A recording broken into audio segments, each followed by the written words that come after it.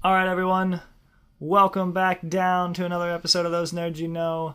My name is Ethan. And I'm David. And we are Those Nerds You Know. Thank you for joining us this week. We're going to talk about Stranger Things. Woo! Season 2. Season 2, the new one. It came out somewhere in the past as of recording this, and this episode will hit your ears sometime after it came out. Yes, quite some time, probably. Depending on the schedule. Yes. Yeah, so we'll see. But yeah,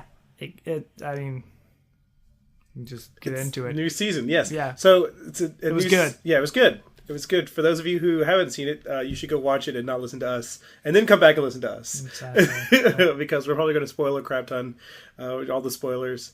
It'd be weird if you were to come listen to our thing on season 2 anyway, seeing as how you should see season 1 if you haven't already. Yeah. So season 2. Do we want to talk about the story, or how do we want to start this? I think we should talk about anything other than everything other than the story. Okay, Hopper, he was great. No, no. Okay, so we know season 2 starts off. What is it, like a few months after season 1? How many years? It's been a year. It's right. It's been just almost a year, or just out of a year. 352 days or something like that. Yeah. By Elle's counting. Yeah, by Elle. Because it's coming up on the anniversary of the event. That's why Will's freaking out. Right. That's why they assume that Will's episodes are occurring more often. They think it's post-traumatic stress. Yeah, I think it's PTSD. So, Will is out of the Upside Down after season 1, but he is seeing these like visions of the Upside Down. He keeps getting like pulled into it mentally. Anybody that doesn't remember, in season 1 he like spit up like a slug at the last episode. Sure did. In the sink. Real gross. That was really interesting. Then he was in the Upside Down again. Like he had this vision where he was in the Upside Down, and then he coughed up this slug. Yeah, exactly. And we were like, whoa! Yep. And now we're getting this. So yeah, and that was really and we knew at the end of the season 1 that Hopper was leaving Eggos in a trunk in the woods, right, as if Elle was still around. Correct. And that was cool. So I think that's everything that you need to really know about season 1. Yeah, that's how that ended. And then in season 1, we were just left with hope that 11 was still alive. Yep. And with the knowledge that everything was not as it should be with Will and with the Upside Down. It wasn't completely solved, which I called before that happened. Because like as the finale was occurring in the first season, I already thought that there was more than one Demogorgon, even though they only seemed to actually kill and take care of one. Yeah.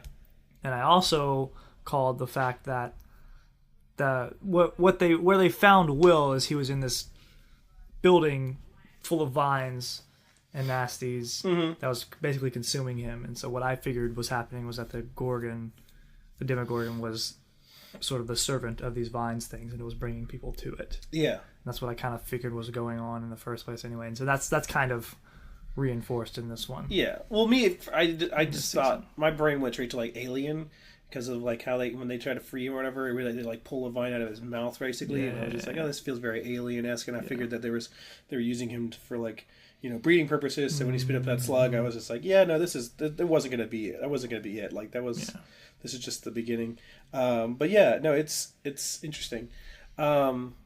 So episode 1 in this season 2, Mad Max, right? Right. We get introduced to the kids are being kids. They're back to doing what their thing is.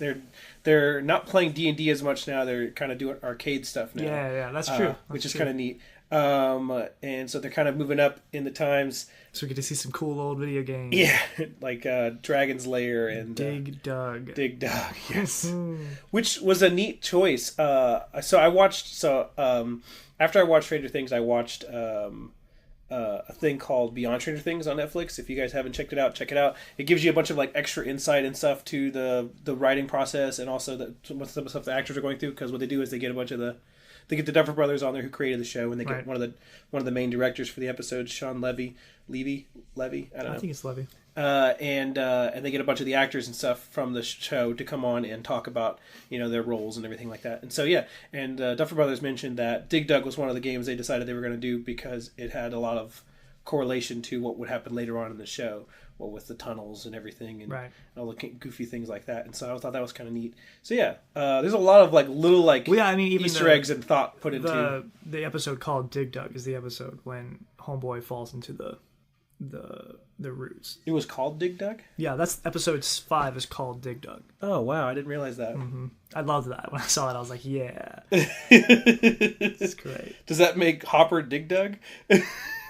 Yeah, basically.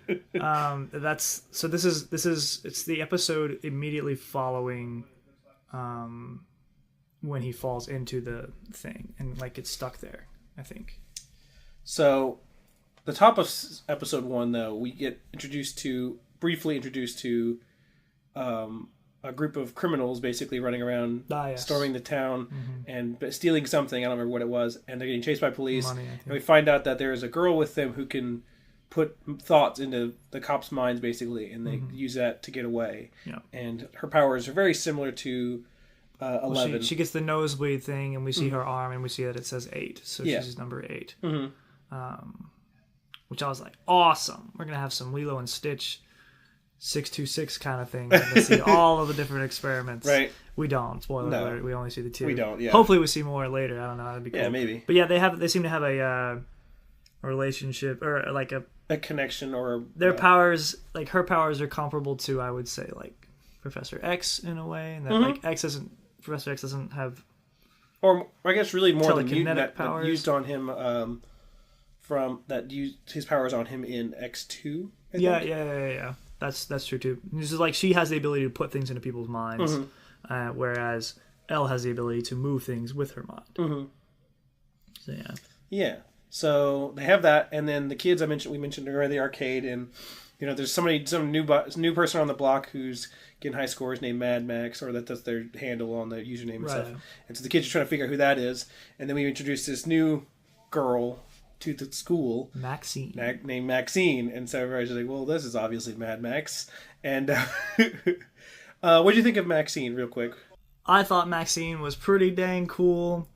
I think it was refreshing to have a female in the group who was not an experiment. Yeah, it was neat to see a real girl. So that was good. That kind of she and it was neat to have a fresh face on the team, basically, to kind of it really, in my opinion, helped ground it a little bit.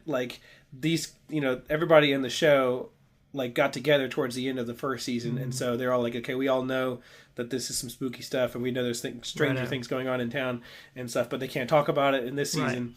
And so it was neat to have this person show up and be like, well, what's going on here? And they're just like, it's creepy. It's a changing of your changing of the guard, a changing of your team, so that your team has an excuse to grow or to continue to grow in this new arc. So that we see that also with the addition of Bob, who's someone else who comes in not knowing anything about the past of what's happened, and then he's Homegirl's new boyfriend, Joyce. Sure, I never remember her name ever. I don't know why. I remember her name this season. Last season, I did not. I just feel like it's not said very often. They say Joyce quite a bit. She's mostly referred to as Mom, though, I think, by Will probably. And John. Probably. Or Will's mom. Yeah. I only know her as Joyce because Hopper would talk to her a lot, and so would Bob. Yeah. Anyway, Maxine's cool.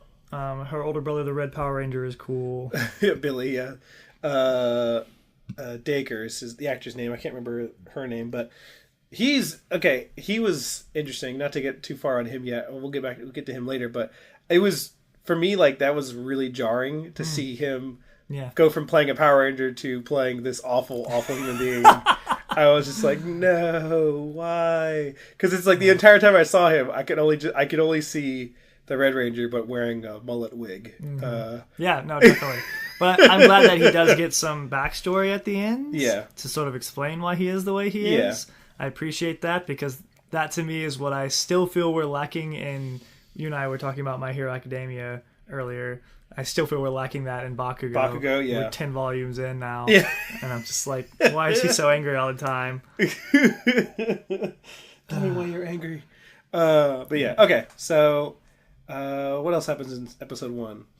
So that's when we see Will having his traumatic. Yeah, he's having issues. Flashbacks. Is that also when we see that they're in touch with the laboratory still? Yeah, I'm pretty sure. People like he goes there to talk to the doctor with his mom and Hopper about how he's seeing these things, and they've been basically keeping an eye on him. I think that is that one. Yeah. Maybe I didn't know. Regardless, it happens within the first or second. Yeah, it happens in the first few episodes. But yeah, so we find out that there's new people running the lab in Hawkins, and that they're keeping an eye on Will because he doesn't seem to be normal. But like you've been saying, everybody seems to assume that whatever is going on with him is psychological and not actual. But we're kind of led to believe otherwise early on. Yeah. Yes, and also I believe it's the end of the episode, the first episode, that we discover that Elle is alive and she's staying with Hopper and hiding, basically, which is neat. Yeah, it is pretty cool. Yeah, I know some people were kind of disappointed to see Elle back so early. Like a lot of people were worried that, like, we're kind of like wanted Elle to like show up later or something like that, or show up at the end of the season or something like that, and not have this big thing. But I honestly thought it was neat because I think the big problem that people had with it was that like she didn't have a lot to do in this show because she was in hiding the whole time. But at the same time, I'm just like, I thought she did her. I think it gave her an opportunity to grow. But what this did though is it gave Hopper more to do in the meantime, and it gave us an ability to watch him, which is great because Hopper's fantastic. He's amazing. Yes. Yeah. Does Bob get introduced in the first episode as well? I'm pretty sure. I think he does. Yeah, I'm pretty sure that because it's not a whole lot, but it's like when he comes and delivers something to Joyce. Yeah, just briefly. And they just make out in the closet. Yeah. Yeah. Little things like that. So yeah, status quo. Everybody's kind of going back to normal a little bit, but some new things have happened. I think that covers episode 1. Episode 2 is Halloween. And you can see the kids dressed as Ghostbusters. Yeah, which is really neat. I also like that. So Lucas and Dustin are trying to get Max's attention. They're trying to get her to join the party, as they call it. Yep. Their group, basically. They want to be friends with her. And I think it has kind of there's kind of this rivalry a little bit between the two of them, trying to like get her attention, try to like ask her out early on at least. It kind of changes towards the end, but and it's interesting because in the Beyond Stranger Things, they talked about that and how they kind of set that up. They should set up the foreshadowing for that with their play of Dragon's Lair, in that Dustin was trying to beat Dragon's Lair, and when he failed, Lucas was like, "Well, that means Princess Daphne's still mine." So they're fighting over the princess in the game, and then they fight over Maxine in real life. Cool. Yep. Yeah. So I thought that was a neat touch. So yeah, they're trying to get her attention. I loved the bit where they're trying to get her attention, and they show up to school, and they're dressed as Ghostbusters, and nobody else is dressed as Ghostbusters. And they're like, nobody else is dressed up in costume, is what I mean. Nobody's dressed up in a costume for Halloween. And they're like, how could this happen? Like, how did the word spread so quickly? Those kinds of things. And it's interesting because I was like, yeah, how did word spread so quickly? Because this is pre-social media. Like, how did it spread so quickly that everybody in the school was like, hey, this Halloween, let's none of us dress up for in school, basically. I don't know if it was that. I think it was just more that, like, this is middle school, so all these kids are at this point where, like, they're, like,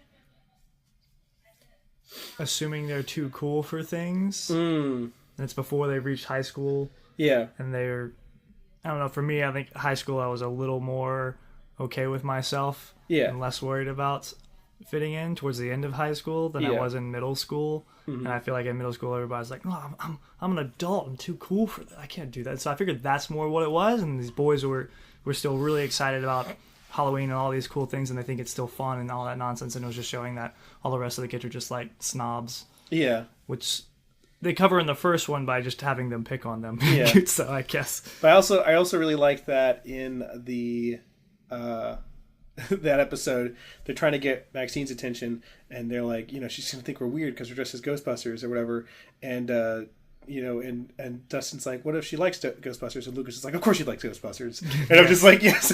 I just love that very much. Yep. I'm just like, yeah. Oh, also we had the scene where nobody wanted to be Winston. That was interesting. That was funny. Yes. That was very funny. Two of them show up with the same name. They're both Vinkman. Yeah. That can't be Winston because I'm what? Because you're not black. You're not black. So funny. Good.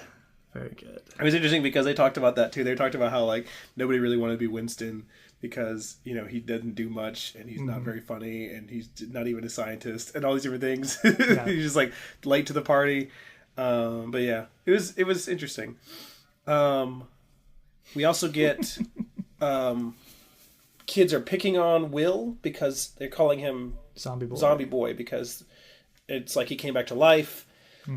Because they found a dead body in the lake that was put there by the lab to kind of like throw off the scent basically of Will's disappearance early on in season 1 or late in season 1 I guess. And then it turned out he was alive all along because he was just on the other side, but they covered up that bit, so he just kind of came back basically. We don't know what exactly happened. I don't know what story they told the population basically, but this dead kid's now alive, and so that's gonna be rough. I don't know.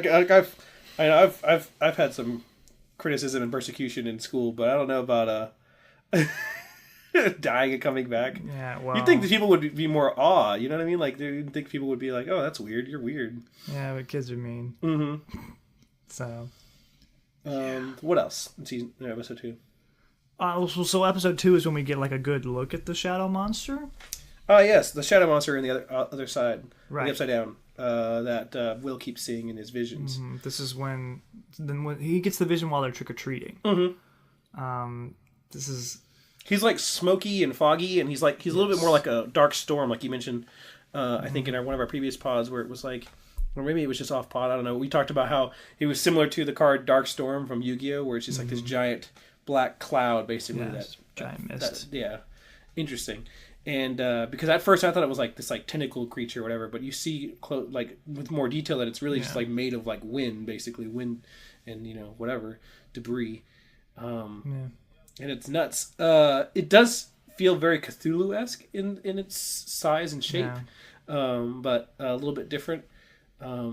Later on they called it a mind flayer in the show, and that bothered me. Yeah, why is that, David? It didn't feel like a mind flayer. Like, what's a mind flayer do? All? A mind flayer sucks brains out of people's bodies. Cool beans. And it has like the only relation I did see from it and the main thing was that they tend to have a hive mind, right? And that's it. But like a lot of creatures in D&D have hive minds, and so I'm just like, really, mind flayer was the first thing, like. It's probably the one that sounded the coolest, David. I guess. But also, I haven't looked at the early D&D books, the original like Dungeons and Dragons. I'm used to 3.5 and 5th edition, so I don't know. No. Maybe, I don't know. Like the mind flayers in current, and even in the book that they showed, like mind flayers look more like Davy Jones from the Pirates of the Caribbean movies. Right, like it's just like this tentacle thing, but just from the mouth. Basically, and they just like, I don't know. Yeah, they're like, psychic, but looks like Zoidberg. Yeah, exactly. And so I was just like, I don't know, man. It just felt like a stretch. I was like, they could have called this thing anything, but no, not a big deal. I think they're also of the assumption that most of the people watching aren't very well founded in D&D. Well, that's my thing. Like, nobody would know what a mind flayer is. Like, so why don't you just throw it? It could have been anything. It could have been any term. Mind flayer. I'll tell you, mind flayer sounded cool. That's what it was. Okay. And it had something to do with the mind. Yeah. And that's what the point they were trying to get across was brain things. Okay. Mind things. Okay. So yeah. Yeah. That's just me being picky. That's fine. But yeah. You're welcome to be picky. What else? What else in what? In episode 2? Or is that it? Well, again, that's when he gets a larger vision of this thing. He runs away from it. Yep. That's also when. So this is when Jonathan just sort of drops them off. Yeah. Doesn't go with Will to trick or treat like he said he would. But he leaves the video recorder with them, and so it gets dropped whenever Will has his vision, and the video recorder captures an image of the Upside Down and of the big monster. Yeah, we also see in episode 2 we get to see more about 11 flashbacks about how she got met up with Hopper and how at the end of season 1 she was pulled into the Upside Down when she killed the Demogorgon. That's right. Yeah. And she was, and then she basically explain that. I think it's like one of the first things that happens in the episode. Yeah, and she basically like peeled her way back into the regular world. Yeah, she found another hole and she just went through it. Yeah, and then Hopper found her after she'd been wandering the woods for a while on her own, just like killing squirrels and taking people's coats and stuff to survive, which is cool. Hopper is a good guy to be the one to find her. I don't know if they go straight into the fortifications and stuff they put on their little cabin until I think the next episode, but they do go into basically the backstory of how exactly they found one another and those kinds of things. Well, yeah, I mean, and the thing about like Stranger Things, the way it's set up and the way they work is like it bounces around from 3-minute sequence to 3-minute sequence covering different people in this town, which is really cool and fun, and it keeps the pace of the show really quick, really brisk, and then before you know it, it's the next episode, and so it keeps you watching, and but that makes it hard to look back and think about what happened in this episode specifically. Yeah, that's true. But because there's so many different things going on. Yeah, like we haven't even talked about Nancy and so like, Jonathan and Nancy and Steve are having rough times at this point because Steve's trying to get into college and all that nonsense, and Nancy's like, "But Barb." Yeah, and Steve's like, "Justice for Barb." Hashtag Justice for Barb. Hashtag Justice for Barb. Yeah, and she's dealing a little bit with Barb's parents. Yep. Who still invite her over and have her apparently are still trying to be a part of Nancy's life in some way. Mm-hmm. They announced that they found this private investigator. Murray. Gonna get him to. They're gonna sell their house and give him all this money and basically run around the country looking for Barb. Yep. And Nancy has a breakdown because Nancy knows that Barb is dead but can't say anything about it. Yeah.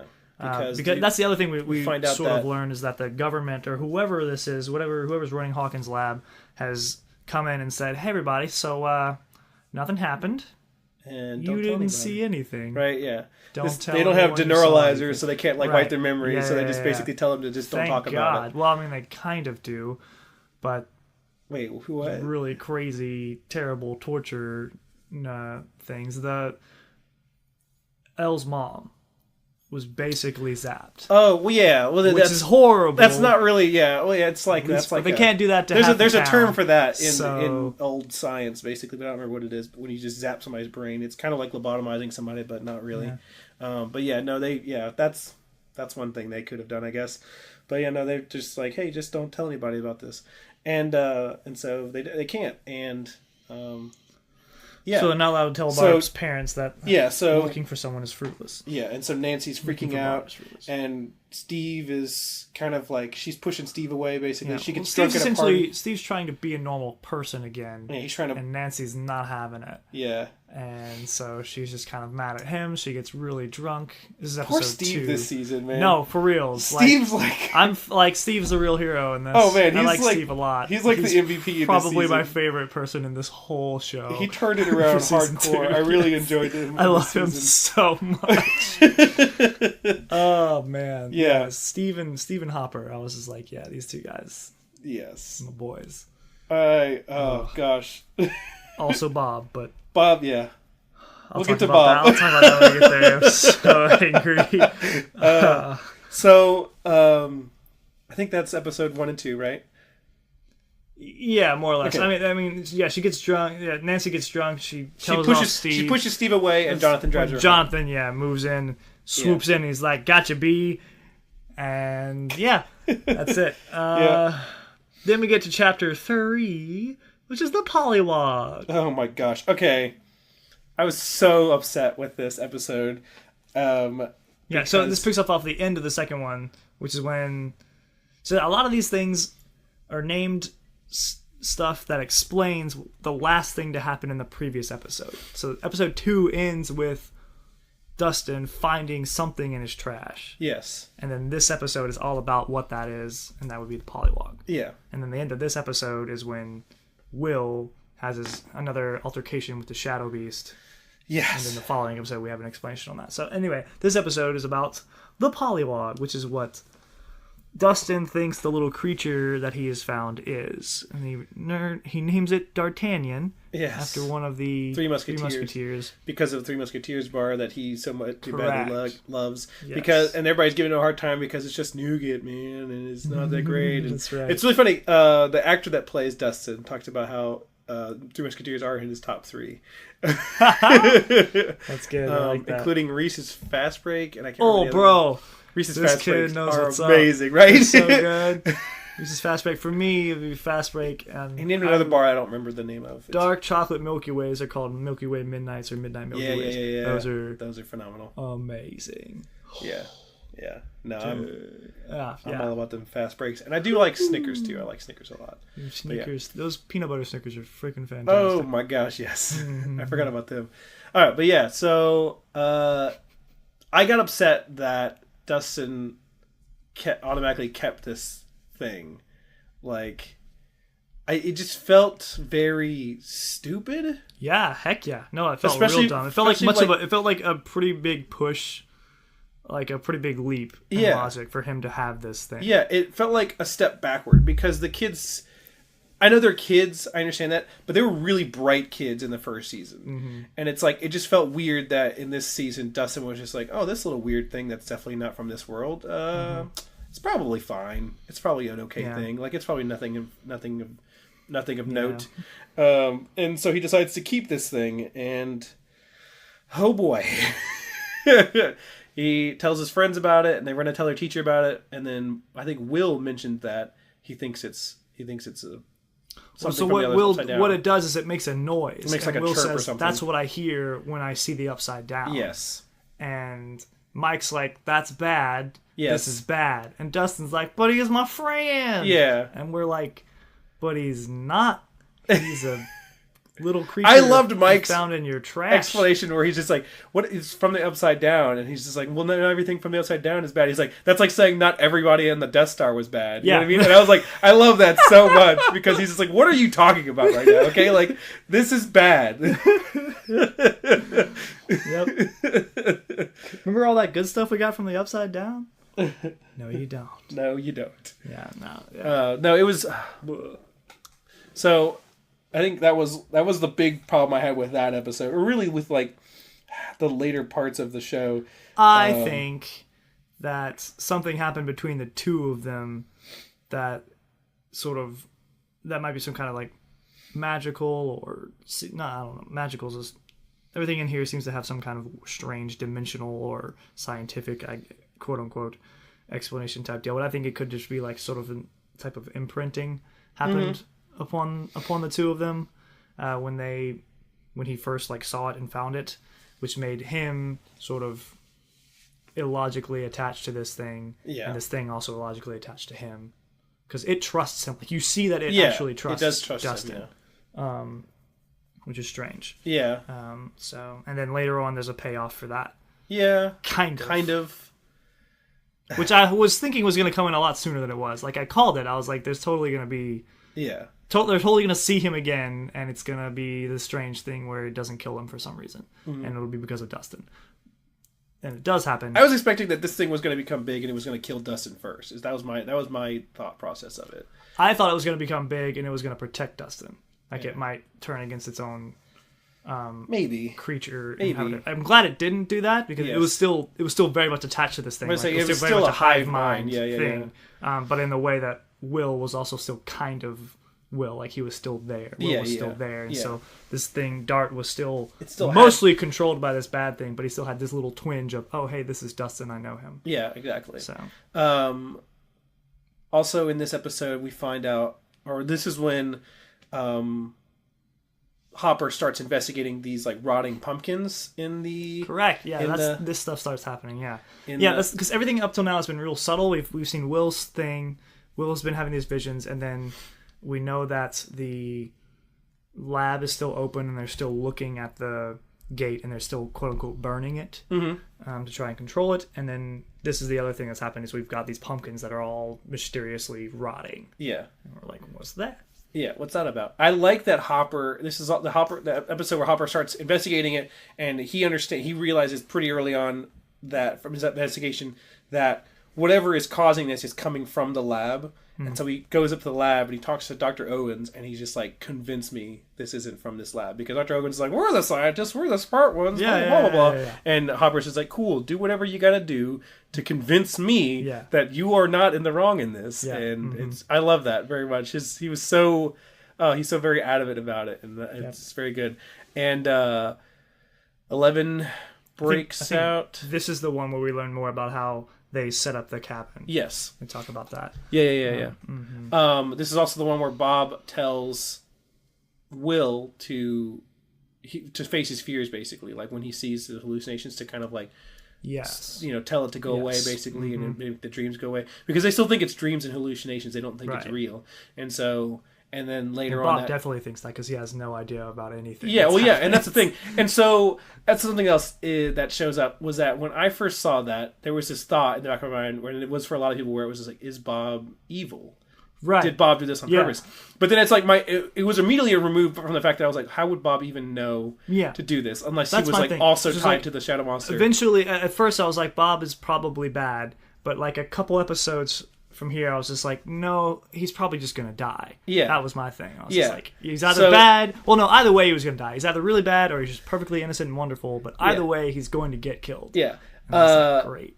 And on the Beyond Trainer things, the host of that, Jim Nash, he asked that. He was like, when I saw that scene, I was like, I had this thought. I was like, is Bob evil? And they're like, the Duffer Brothers were like, what? No, we didn't. They didn't even think of that. They're like, how did that? Like, it was because they made him too nice. He was very nice, and also that scene has like some really eerie music. Like, but I feel like they were just trying to like bump up the tension. Basically, they weren't really like But it was like people pulled something out of that they didn't expect. They made him too unassuming and perfect. Yeah, exactly. Yeah.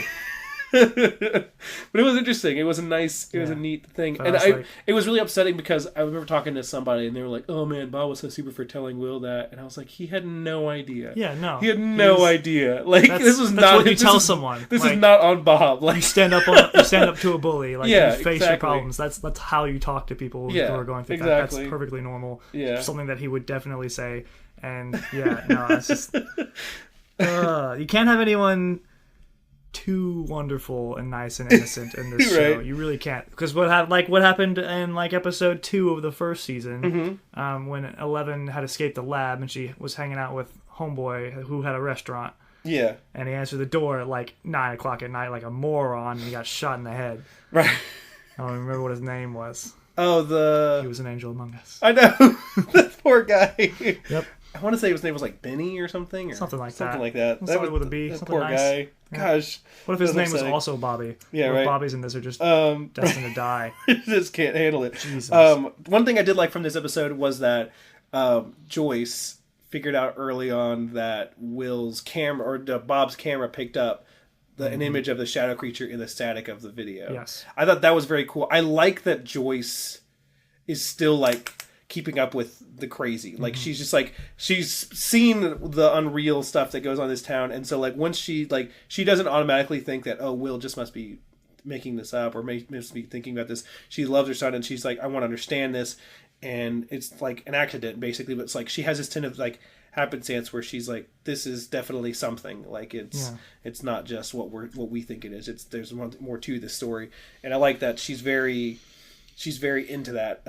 She tends to wrap herself up in more of the supernatural than Hopper does. I think Hopper is still just kind of like, he's a little late to it still, I think, even after everything he's seen.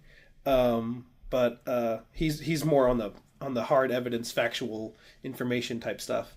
Well, I think Hopper doesn't. Again, Joyce is the one who makes connections between Will and what's going on, and I think Hopper doesn't make that connection, but he does. Like, he's the one who's aware of stuff still going on. Yeah, he and Joyce lab. were the ones that went into the Upside Down at the end of season 1.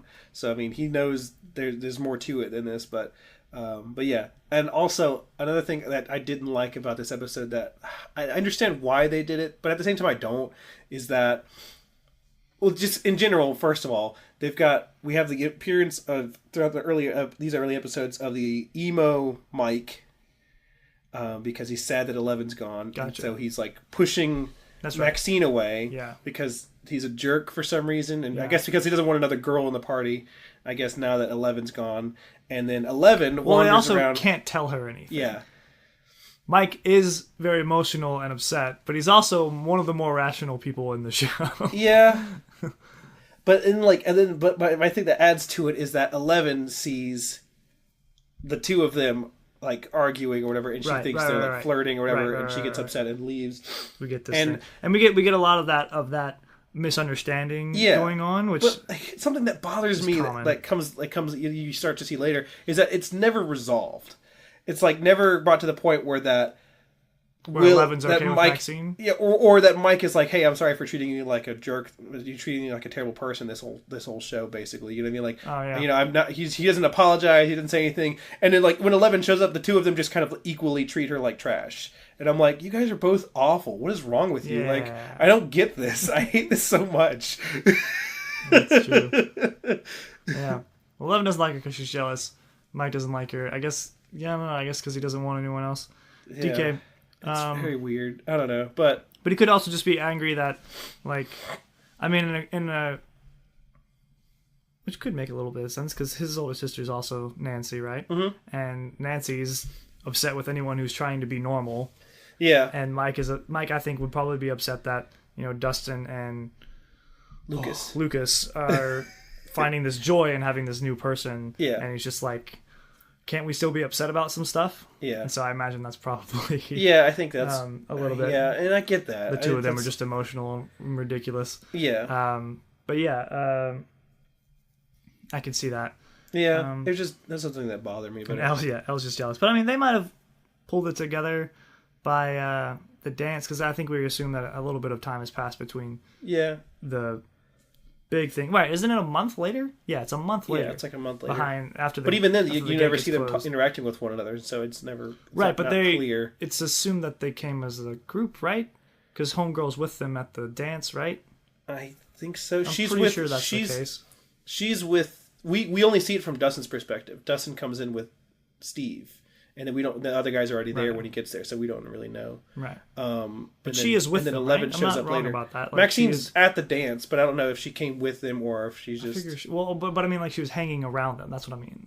But she's been hanging around them the whole show. And so it's like... Right. To me, it's like, you never see her and Mike, like, I don't know, do anything of... camaraderie. And so I'm just like, I never see it. Yeah. But it could have happened. Yeah, I don't know. Yeah, it could have been wrapped up out behind things. But yeah.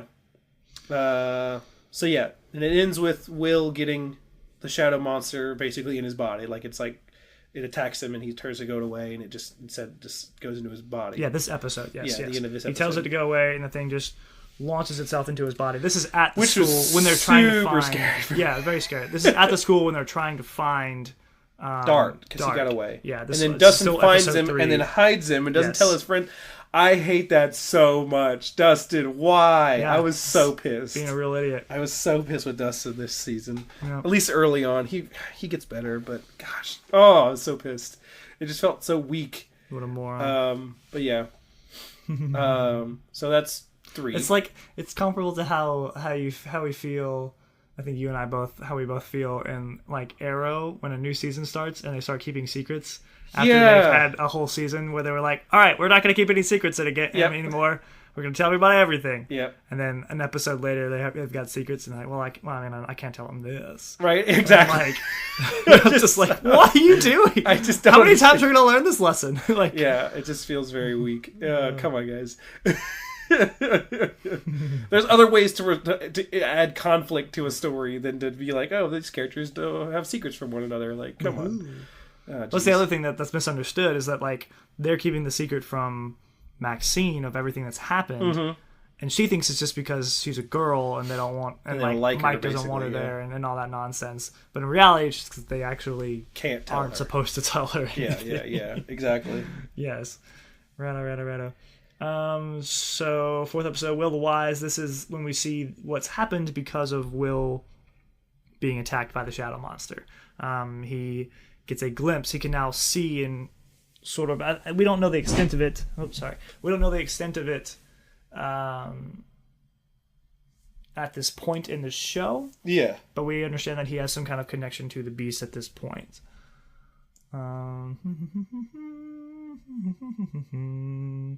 Yes. Nancy and Jonathan have made a little plan or pact to share the actual information with Barb's parents in what seemed to have been an elaborate scheme to get captured by the lab people. Yes. And get something incriminating on tape. Yes. From them, which is super elaborate, and it was to me it wasn't that elaborate. It was a little weird that they got away with it because of how paranoid the lab is. Yeah. Like I was like, how did they not search for a recording device? Like this isn't like it's new technology. It's new technology. It's new technology for them, but it's not in the lab. You know, like it's new technology for the kids because like Radio Shack seems to be like a new thing for them. But, like, Hawkins' lab taps phones. So, like, they know about recording devices. Yes. You know what I mean? So, it's like, I don't know. Well, I think it's strange they didn't search them at all. Because I figured they would have searched them at least for weapons or something. Yeah. But they didn't, I guess. No. I don't know. Anyway, they record... I mean, it's also the 70s. Yeah. You know what I mean? Like, people get on planes with knives. The 80s. Or the 80s. That's right. Sorry, 80s. You're right. This is pre-9/11. Yeah. But, like, yeah. So, They get the guy talking, and they basically get them to admit that culpability in the disappearance and death of Barb. Yes. And they record that, and then I don't know if they do it in this episode, but they eventually take that to... I think they take it to Murray in the next episode. But it's... Yeah, and it's also Nancy and Jonathan working together on this. Meanwhile... Steve is basically getting bullied and harassed by Billy, which bothers me, but not in a bad way. Like I understand why he's doing it. Billy is new on the block basically, and Billy kind of treats school like prison, and so Steve is the big guy in the prison, and so his goal is to basically not take him down a few notches and become the new big man on campus, Steve, basically. Yeah, and poor Steve, like.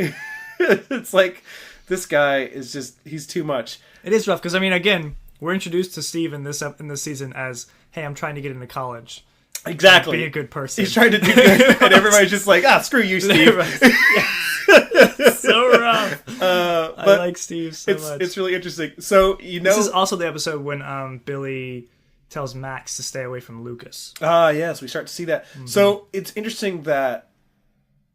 It's never mentioned that it's because he's black. Right. But it's very heavily implied that there's racism there, and it's very interesting. I don't remember which episode. It may have happened before, but there's an episode where Steve and Billy are playing basketball, and probably before, and Billy tells Steve to like plant his feet or whatever, and he knocks him down, and he does this thing where he like takes a shot under his leg and it goes into the hoop. Mm-hmm. Apparently that was unintentional, or at least it wasn't like he was told not to do that by the stunt coordinator. Not to knock him down, or not to do the shot? Not to do the shot under his leg. But he's so BA. Yeah, but he did it and it worked. He didn't expect it to work, but he's like, in that moment, he's supposed to like after he took the shot, he was supposed to like look really cool, but instead there's this moment of him like surprised that it actually went in. But it's hard to tell. Like it wasn't until they mentioned it in Beyond Stranger Things that they cut back to that scene that you can kind of see that like there's this moment of like shock instead of like him like doing something important. It's just like this like, oh, like, that actually worked. Like, but it looked fine in the shot. But it was just really interesting. The coach in the background, who's dressed up telling the kids to do something, he was the actual stunt coordinator for that scene basically, and so he's like constantly like yelling at them and the kids to how to do the scene and make sure everything's in order and stuff. And that was really interesting. That was a neat twist, I thought. Apparently he was a former basketball player and former NBA player or something like that. They had hired stunt coordinator to teach them for the basketball stuff, the basketball scenes. Cool. So it was interesting. But yeah, I was just like, that's hilarious. But yeah, no. So Jonathan and Nancy, and this is also when. So I like this scene a lot in this episode a lot in the sense that Joyce figures out that Will is a good artist, and he can draw what he's seeing and feeling, basically. Mm-hmm. And so he starts to represent it that way through drawings. Right. And I think that's very, very cool because I think I mentioned in a previous episode, or maybe it was just off podcast, I don't remember. We don't talk off podcast, There was David. an episode of Wisecrack that talked about how the kids in Stranger Things figure out the situations in season 1 through their kid knowledge, right. Like their games, their toys, their references to Star Wars and things like that. These like things that they can kind of talk to that the adults just don't quite understand. Right. And it's interesting that like, and Joyce got a bit of that in with like the lights and stuff, right? And so she started to understand that, and it really starts to show very heavily in this season. When it comes to later on and everybody's getting together on the same page and they're talking about the mind flare, basically, where it's like that they understand that there aren't scientific terms for these things. There's no rules set for this this weirdness that's going on, and so they represent it using toys and mythology and goofy things like that. And so she kind of has that moment where she clicks and she's like, draw it, like use crayons and draw this. And so that was super clever. I like that very much, and it really, really paid off. And Hopper, figures out a place that he sees on the map, whatever, that they realize it's a map basically of vines, and he goes to check one of the places that had bad stuff happening on the farm, basically, and he digs a hole and falls into this tunnel underneath. There's like a series of tunnels underneath the city, underneath Hawkins, basically. And that's that's horrifying. That whole setup is just really gross. What else? In this episode, I think the previous episode. Dustin's cat gets eaten. Yes. In this episode. Yeah, this is when he realizes that Dart was a problem. Is bad not good. Idea. Yeah. Dart grows big. He wakes up and Dart is broken out of his. Dart's been growing exponentially, yes. and things have been getting bigger and bigger until the point where he's big enough to eat his cat, and so he eats his cat. Speaking of the cat, it reminds me of his situation with his mother. He and his mother are so adorable in this season. They're the cutest thing. Their interactions in the episode 1, when he's looking for change for the arcade, and it's just like, Mom, can you get up? I need to look under that seat. And she's like, no. And he's like, she gets up. I love that. And then like her getting excited about his costume for Halloween, and her like freaking out about the cat when it goes missing. And his mom's the sweetest. Yes, indeed. Yes. I think that's episode 4, though, right? The cat? No, I mean everything else. Is there anything else we're missing? I don't know. 11 after an argument with Hopper, finds Hopper's research in her. Yeah. Yeah. That's when she first realizes that she has a mom. That's right. Still. 11 finds out. Yeah. That she has a mom. Period. She finds files under Hopper's floor because she's recently learned what what a mom is. Yes. And so she's trying to find about her Hopper mom. told her that she didn't have one, or that she's not around anymore. And then which it was unclear at that point, to me at least, whether or not Hopper knew what happened to her mother. Like, it just felt like he was just like telling a kid something, basically, because he had no idea. No, but it's like later on, it's like he mentions that he lied to her, so it's like he seem to know. Yeah, no, because I think he and Joyce went and found this, or at least he did, in the first season. He met this lady. Terry? He met whoever the girl's name is? Whoever, yeah. In the chair? I'm pretty sure that someone did. I don't remember. Because if you recall, when Jane, or 11, is at that house, when she goes to... Something happens, and she's going to whoever would be her aunt, who's taking care of her mom. Oh, yeah. And she's going to tell her, hey, I need something, or I need whatever. She knows where number 8 is. She knows where the other person is. Yeah. And she overhears her on the phone. And on the phone, her aunt is talking about how Hopper, previously a cop and a lady have come to talk to her, and and I think she was talking about how she mentioned that. Yeah. And so did that happen in season 1? Let me see. Or was it something that you think happened in between in the year? No, I'm because I'm sure I think we've seen this lady before. Sheriff Hopper, yeah. For those who might have forgotten, Terry Odds is the woman Sheriff Hopper uncovers as having sued Dr. Brenner and the weird scientists inside the Department of Energy. That's down the road from Hawkins. She claims they performed tests on her while she was pregnant, which turned her unborn child into a super weapon capable of telekinesis. Terry also claims lab workers then stole the baby when it was born and had the hospital declared a third trimester miscarriage.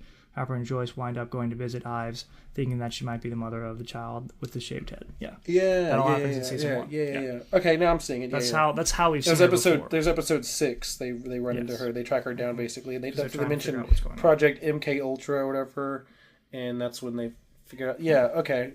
That was I totally just did not remember that. I did not remember that bit. I recall because they were trying to figure out who the heck 11 was and what was going on with this thing. And this is one of the things that happened because it was in the news. Mm-hmm. People ran reports on this Indiana woman claiming that her child had been stolen. And all of this. And that's cool. Okay, yep, that would explain it. Okay, yeah, so he did know. Yeah, that's right. Mm-hmm. I don't remember why we were looking this up. I was asking. Because I was talking about when they talk about how she finds out information about her mother, and we were saying Hopper says that her mother's gone, and I thought he didn't know. I thought he didn't. I thought he just didn't know. No, he knew. But you're right. He knew. Yeah. So yeah, that's the thing. Because he'd spoken with her before, that's why he didn't want her to go, because he was just like, she's been completely and totally fried. She's fried.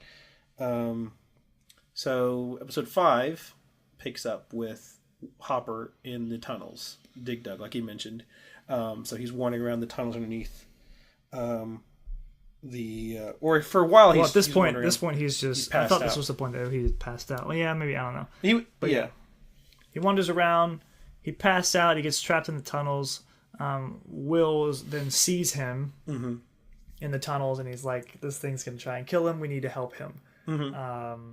It's also Bob shows up. Yep. And he's like, he's got these puzzles and mind games and puzzles and things like that. Little smart things to do. For Will to think about, help him not focus on all the crap stuff. And she's like, "Okay." That's when she has the idea that Bob might be smart enough to solve this, basically. To help with and so she asks him to help, but she doesn't tell him anything about it. She tells him he can't ask anything about it. Yeah, he can't ask any questions. And Bob, brilliantly starts to figure out that this is a map. But it's not a map with roads necessarily. It follows land, basically. It goes around lakes and things like that. And I thought that was very cool that he just kind of gets it. And then they kind of figure out where everything is, and they're able to track down where Hopper is after a long struggle because it's not a 1-to-1 ratio and stuff, and so it's really hard. But Bob's he's super helpful in that. Oh, goodness gracious, that was the moment where I was like, man, he's a good guy. That was the moment where I was like... That was the moment where, man, he's going to die. Right. Oh, no. There's no way... Because, one, they're not going to be able to afford keeping him on this show. And, 2, he's way too good of a guy for them to keep around. He's going to have to die. Mm-hmm. That's just how it is. I mean, look at Steve. Yes. Steve's trying to be a good guy, and he's just getting the short end of every stick possible. Yes. And that's just what happens if you try and be a good person in Hawkins. So anyways, they do that. They go try and find Hopper. They do find Hopper. I think this is the point where all the lab comes in and they discover what's going on. Not yet. I think that's episode 6. Because they don't have Hopper yet. They save Hopper, but this episode, I think, but it takes a bit, and they get. But what else happens is Lucas tells Max about season 1, basically, right? And she doesn't believe him right away, but she starts to get it later, and Dart, Dustin traps Dart in the basement of his house. Because he realizes Dart's gotten big and scary, and he realizes that Dart is a baby Demogorgon, basically, and not just this little thing. He understands now that this is not a no bueno, and I don't remember, is this the episode where he recruits Steve to help him with it? Yeah, I think so. Yeah. This is when he leads the monster to his basement and locks him in the basement. Mm-hmm. And then he's going to try and find Mike, who I think is with Will at this point. Yes, Mike, because at this point in the show, Mike sticks with Will and tries. He realizes. So Mike early on discovers. So this is kind of neat. Mike early on discovers that he can be helpful to Will basically when he tries to comfort him and stuff like that in like the trick or treating episode and stuff like that. And they talked about that on Beyond Stranger Things. They talked about how, you know, up until that point Mike was just kind of, you know, just upset and emo, but like as he understands it, like, oh, I can be, you know, help and of use in this, he starts helping Will and sticking to him basically through the rest of the show. And he's with him at this time when they're trying to figure out what exactly is going on with Will and his like possession basically with his connection to the monster, the shadow monster, which is super creepy. That's the whole possession thing is very odd. This is the episode where the lab is made aware of all the roots though, because that's when they get Hopper out. That's right. The lab has to show help up. them. Yeah. That's when the lab helps them. I thought you meant like when they're actually all the way in the lab. No. That's just when all the guys show up. Yeah. Okay. So they have that, and then that's when they start actually testing some of the soil and things. Yeah. When they're trying to prove when they're trying to prove Hopper or whatever, or convince him, they realize set the tunnel's on fire. Yeah, this is when they start flaming stuff up in the tunnel, and we realize that Will can feel the pain. Yeah, Will is connected that the hive can feel. Yeah, all the little tendrils. This is also the episode where Nancy and Jonathan end up meeting Murray. Yeah, and telling him everything. Excellent. So I have mixed feelings about this in the story. I love Murray. I love Murray too. I really love Murray. So ridiculous. He's smug. He's intelligent. He's a good guy. All these different things. Good guy is a strong word. I like it. I think he has his heart in the right place, though. I think he's kind of, but he also gives alcohol to minors and invites them to share a bed. That's my conflict. That's my conflict. So that's why I wouldn't say good guy, but he is. He's not a great guy. He's good for. He's perfectly set up to be the person that can help take down whatever the government's hiding out. Yes. So he's the guy. I love his payoff at the end of this series. Yeah. When he's just sitting outside of the lab. Yeah, just like setting up a chair or whatever to wave and all the military guys are I love him. I don't like them giving the alcohol to minors, but I mean that again, I think that's more 80s than anything. And I mean, plus they were drunk before. Yeah. But also I don't like in stories in general where we have to present to the audience for some strange reason that the show that two characters actually like one another is that they have to have sex with one another.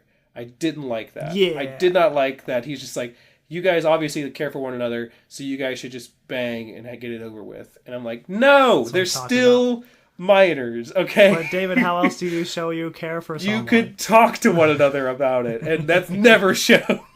I hate that so much. I was so pissed. But I don't know how to talk about it. I don't want to talk about feelings. I'm just a teenager. So dumb. Yeah, I was just, that bothered me. That bothered me so much. But I did like that they were able to get the story out, and I did like the idea that they weren't going to sell the Upside Down, the alien, I mean, the Demogorgon, or whatever. They weren't going to sell that. They weren't going to, but they could say, "Hey, Hawkins' lab was involved in something sus, and somebody died because of it." Yeah. And they were able to get that out, and I think that was neat. They watered it down a little bit to that bit. Yeah, that was cool. This is also the episode that 11 leaves to find her mom. Yes. Yeah. She leaves. Yeah, she leaves to find her mom. Previously, she had left the cabin to see Will. Yes. She also does find her mom, and she communicates with her. Her mom's like locked up in this like mental loop, basically, and she was able to gain the memories from her mom. Yes. Of her mom trying to rescue her from the lab. Her mom does this thing with the lights. Which makes me think. In this little episode description, they mentioned that her mom is put the way she is due to some kind of crazy shock therapy mishap. Yeah. Which I think might be part of it, but I think also, I honestly think what they've found a way to do, and what a lot is of what has gone on, what may explain some things, is that her mind, or most of her consciousness may be trapped in the Upside Down, and just anchored to her body. Yeah. That can't fully. Yeah. Articulate anything or communicate anything. Yeah. And so she can think, she can share things. She might have some of the abilities that Elle has, or at least can be connected to the Upside Down. Because it seems that because the lightning thing I was about to say was very much more like when people were on the Upside Down side of it, correct. And it was very. But there does seem to be this like connection somewhat between mental powers and electricity in the show. Right. And so I was like, it was as well as the Upside Down, though. I mean, that's what I think all of it is. Brenner, the big bad guy from the first one, I think, was doing experiments to test people's connection to the Upside Down and to use that. And I think that's what number 8, I forget her name, and Elle have in common, is that they were close to the Upside Down. Is it her name Collie? Maybe so. I don't know. We'll find out. Collie and Jane. And then, because that would explain why her mom might have some of the abilities, because they did the experiments on her mom while she was pregnant for Elle. Yes. So her mom would have some tie to the Upside Down, probably. Yeah. Because again, it was 11 that opened the gate to the Upside Down in the first place. So it just brings up this theory that their abilities are attached to the Upside Down or come from it. Which would explain why she might have been able to at least escape. There's just like somewhat of a connection to it, whatever it is. Yeah, and and she's the one that opened up the gate originally to the Upside Down, or at least that's we knew that in season 1, but it's something that's brought up again towards the end of this season, when which makes sense why there would be 11. She has to be the one that closes. Well, there might be 11 experiments. Why she's the most recent one, because Collie, while she may have had abilities and stuff, she might not have been the one that was able to open the Upside Down. Brenner seemed to be somewhat obsessed with going to the Upside Down or experimenting in it. Yeah, I guess when he found 11 that she could actually open a door to it, that's what he was trying to get her to do. I didn't get that motivation. I didn't understand that. That wasn't the conclusion I came to. I had come to the conclusion that he wanted a weapon, basically, and she seemed to be the first one, or as far as we know, that had powers. Not that Collie's powers couldn't be weaponized, but like hers were the most that were most tangibly weaponized. I think it's more that 11 was the one that he could control, and Collie wasn't. Collie seems as though she might have been adopted at a later age, and also seems as though, by the nature of her powers, she just wasn't going to take your crap. It bothered the idea of someone without powers controlling somebody with powers just baffles me. Well, that's why they had to get them from a baby. That makes sense to me. They had to raise them basically to love this man, basically. Raise them to love, or raise them to fear them, raise them to have some type of connection. Yes. Yeah, I get that. Kind of like, because she wanted to please Papa, like 11 did. Yeah. She killed those guys that tried to manhandle her in the lab, sure, but she probably would not have done that to him. Yeah. Oh, we wouldn't even talk about the 11 leaves after her blowout fight with Hopper. I was really upset with that fight. Not like it wasn't bad. It was just that like it just made me feel bad. Like, you know what I mean? Like, I really felt for Hopper, but I also felt for 11. Like, they're both flawed, and they were both trying to do the best for one another, and it was very sad. It really cut me. The special effects in that are, they apparently when they were going to originally do that fight, they weren't going to have that many special effects involved. Like, they were originally just going to have, like, he does a thing where he throws her a book and she throws it back with her mind, basically. They were going to do that, and I think they were going to do like the couch moving, but then like everything else, like the door slamming, the windows breaking, all of that was like, oh, we got to do the more, like they added more later. And they actually showed that in the scene where Hopper is by the door and all the windows shatter at all the same time, that they did that practically. Like, that was really Hopper sitting there in that room with all of this glass just like exploding in the room together. Sounds and terrifying. they were just able to, like, I was like, how did they were asking how he did that, and they were like, well, you know, they had him in a certain way where he was just far enough back away from the glass, and he had his back to it so they wouldn't get in his eyes and face, but it was still glass exploding behind him. And I'm like, oh my gosh, I don't know. You'd have to pay. I don't know how much you had to pay me to do that, man. It looked intense. You just pay me better than my job right now, right? I'll do it. I'll some glass explode behind me, but no, it was very sad. I felt for both of them very hard. Yeah. I do like that they get a resolution towards the end. Yes, we'll get to that. We'll get to that more, but it was very good, I think. Because they talked about their feelings. They didn't just have interesting, sex. Right? Yes. But no, it was just so that was something. She talks to her mom, or you mentioned. So so we're on chapter 6, episode 6. Okay, yeah. So starting on 6 now, which is the spy. This is after they've rescued Hopper from the upside down root system. They start burning the roots. Will goes into extreme pain. Yep. And at this point they've rushed him to the lab. Yes. And they've tried to calm him down, and they're doing experiments to see what's going on. They find that they say he's had some memory loss. He's not remembering everybody that he sees when he wakes up. Yeah. He's like kind of like losing his connection to Will, basically, as the monster's more taking over a little bit more and more. Righto. And the scientists in this, they do a lot of tests. They do a bunch of tests on him to try and kind of suss out what exactly is causing this.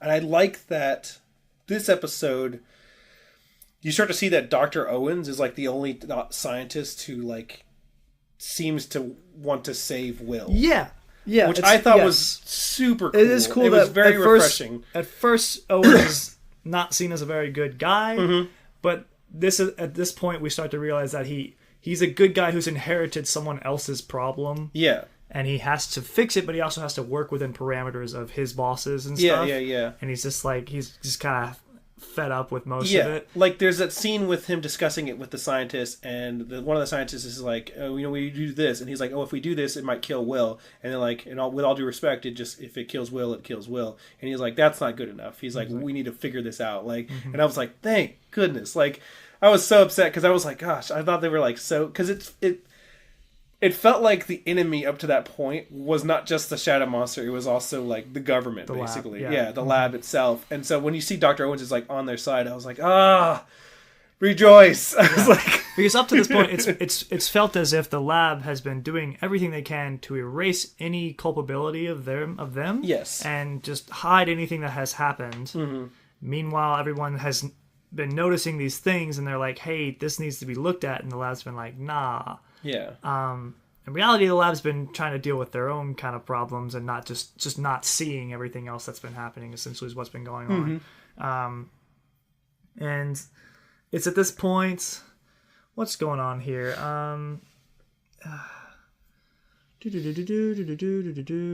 This is when some stuff starts to really go down. And yeah, this is the episode where everyone hasn't quite figured out that Will is really being controlled by the monster at this point. And so they still kind of trust him. They still think that Will is the spy for them rather than the other way around, which had been hinted at least 1 or 2 episodes previously when someone had said, well, hey, if Will can see him, then he can probably see us too. But no one really paid attention to that yet. This is the episode where he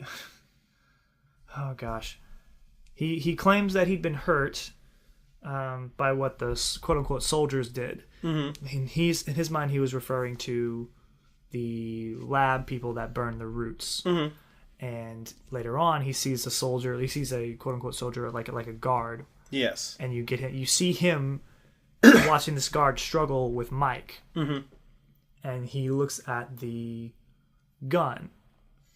Yeah. And he's like, I know how to kill the monster. And I'm like, no, you don't. Yeah. I called that immediately. I was like, no, this is a trap. Yeah. Because he wants to kill the soldiers. Yeah. I didn't catch it immediately. Oh, I totally got it. I was just like, this is not But good. I knew that something like that was going to happen. I just didn't think that was the moment. We've also missed at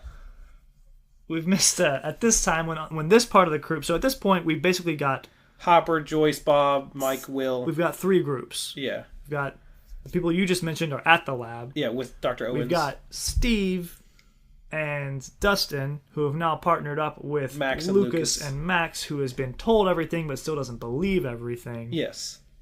And they're trying to catch Dart. Yes. Who they believe to be the only Demogorgon at the moment. They tracked him down. They tracked him in the basement, and then when they got to the basement, he had burrowed a hole out, basically. And so they were trying to find a way to get him back, basically. So now they're throwing meat out, trying to lure in the Demogorgon. Yes. And he gets Steve with his bat with nails. With nails in it. Yes. And I'm like, yeah, good call. I love that. And they were like, all right, we're gonna do this. And so they armor this bus in the junkyard, and they try to draw the monster to them. Dart, yeah, they try to draw Dart. And they're gonna try to burn it and all this nonsense. Yes. They have this like discussion on the way there with the. So I'm reading here now about Max and Lucas explanation. Like I don't remember that conversation.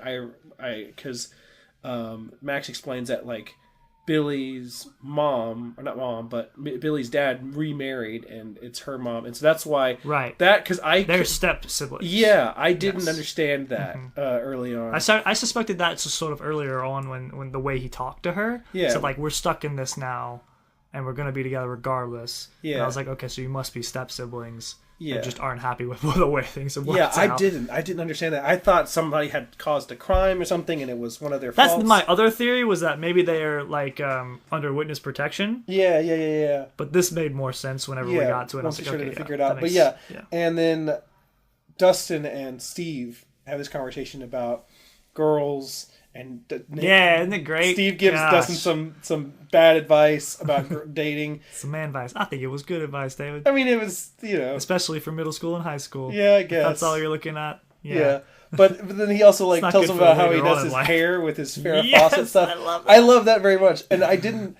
So they mentioned in the Beyond Stranger Things that the partnership between, I don't remember if they mentioned the partnership between Dustin and Steve was originally intentioned, but it worked out so well that they just ran with it. And because Dustin was trying to find Mike, who was at Will's place, and so he went to Will's house. Yeah, and he tried to call Lucas, but Lucas was away with Max. Also, I love sister. You mentioned something before off pod, that I never realized, and that anytime we see Mike and Nancy's mom, she's always drinking. Yes, she's always drinking. This is hilarious. And to me. His dad is usually like sleeping or laying around doing something, doing nothing.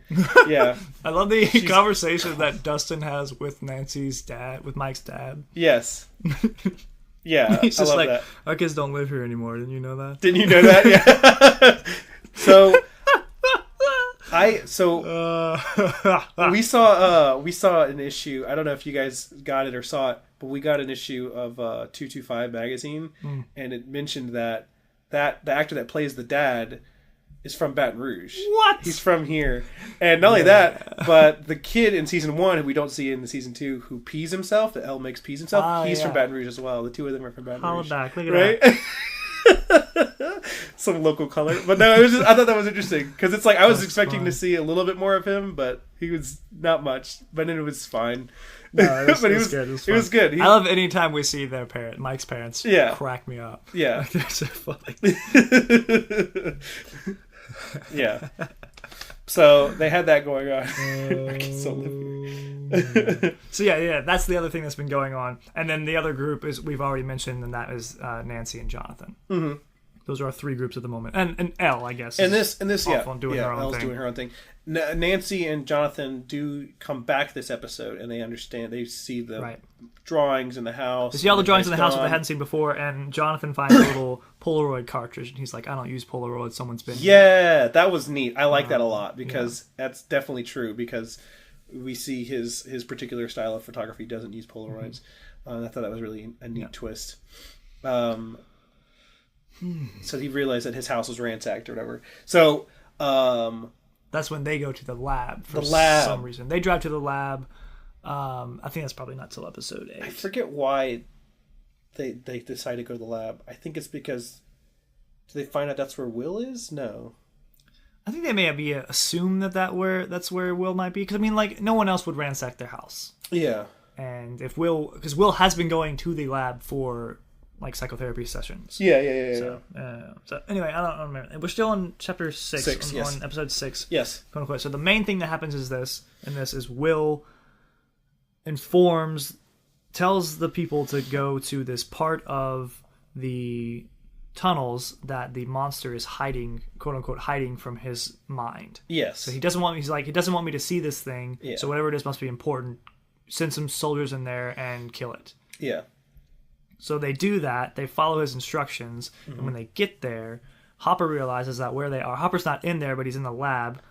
And Hopper realizes that where they are is where he was when he was attacked and when he was about to die. Yeah, when he was about to get choked out. Right. And so he's like, that's nothing. I've been there already. That's not important. Yeah. And then when all the soldiers get there, there's nothing there. They're like, what is this? And then fog rolls in, and all of the Demogorgons are there. That's right. This is when we discover there's more than one Demogorgon, and Dart's not the only one. Well, we see that right before this. Whenever all of them are at the junkyard. Yeah. Because when they're trying to get that one Demogorgon, they see another one and another one and another one all around Steve. Yes. The kids. So Steve with Lucas, Maxine, and Dustin. Yeah. So Steve runs back into the armored bus, basically. But not before hitting at least one of those things with the bat. Yes. Which was great. Yeah. Clocks Steve's... Yeah, he's a beast. And then, they so have their that, plan backfires a little bit, but then but what saves them is the fact that all the Demogorgons have been called back by the Hive to come kill all these soldiers. Yes. So they witness all the things leave them. Yes. After they could have very easily just killed them all. And they understand that, or Steve understands really, that they're not running away so much as they're running towards something. Yes. Yeah. He's like, they're not scared. They've been called to something. Yeah. And so they're trying to follow them more or less, which is I think is a horrible idea, but they're doing that. And horror movie logic. Yeah. And so that leads them to the lab. Yeah. And then in episode 8, after a really random filler-like episode, they meet up with the other group. But essentially, the main idea of Chapter 6 is that we understand that Will is no longer in control of Will. It is the monster. Yes. And one of the ways we see that is, like, they start to suspect that. Yeah. After all the guys get mowed down by these Demogorgons. And then, like, Joyce looks at him and she's like, who am I? And he struggles for a good, like, 20 seconds to just put out the word mom. Yeah. And they're like, nah, put this kid down. Right. Dope. We can get him out of here. And that's when he starts freaking out, and we start to get the real sense that this monster is, like, doing whatever it can to keep its hold on Will. Yeah. Because that's, like, a very important piece in his chess game, kind of. So... Yeah. Then... Stressful. This is a stressful episode. It is. In a lot of ways. At the end of the episode, that's when all these soldiers are dead, and we see that all the Demogorgons have turned back towards the lab and have crawled up and are literally a few yards away from Hopper and the rest of the people that are in the lab. Yeah, the lab is about to be under attack by the Demogorgons. Yes. And then we have episode 7. Yes. Which is very, very different. It's the only one directed by Rebecca Thomas, and I don't know much about her, so I'm going to look into her. It's announced as the director of John Green's novel Looking for Alaska, replacing Sarah Polley. Whoa! Say that her next project will be entitled Miss New York. Anyway, yeah. Okay, so we've got this person who doesn't seem to be super de-duper experienced, but whatever. Rebecca Thomas, who does episode 7. She directs episode 7, which is written by... Oh gosh, I just saw it. Justin Doble, who has written only one other episode in this season, and that was episode 3, The Polywog. Yeah. And it was a very, very different one. Mm-hmm. I was told before I got to episode 7 that episode 7 was the worst episode. And I was like, what? Come on. I was told that too, or I was told... You and Anna had a conversation, and you were like, I don't really like episode 7. And she was like, yeah, I don't like that either. So I was like, okay, we'll see. I came into episode 7 with that idea that 7 was going to be bad. Coming out of it, I feel that 7 was the least good, but I don't think the episode was bad.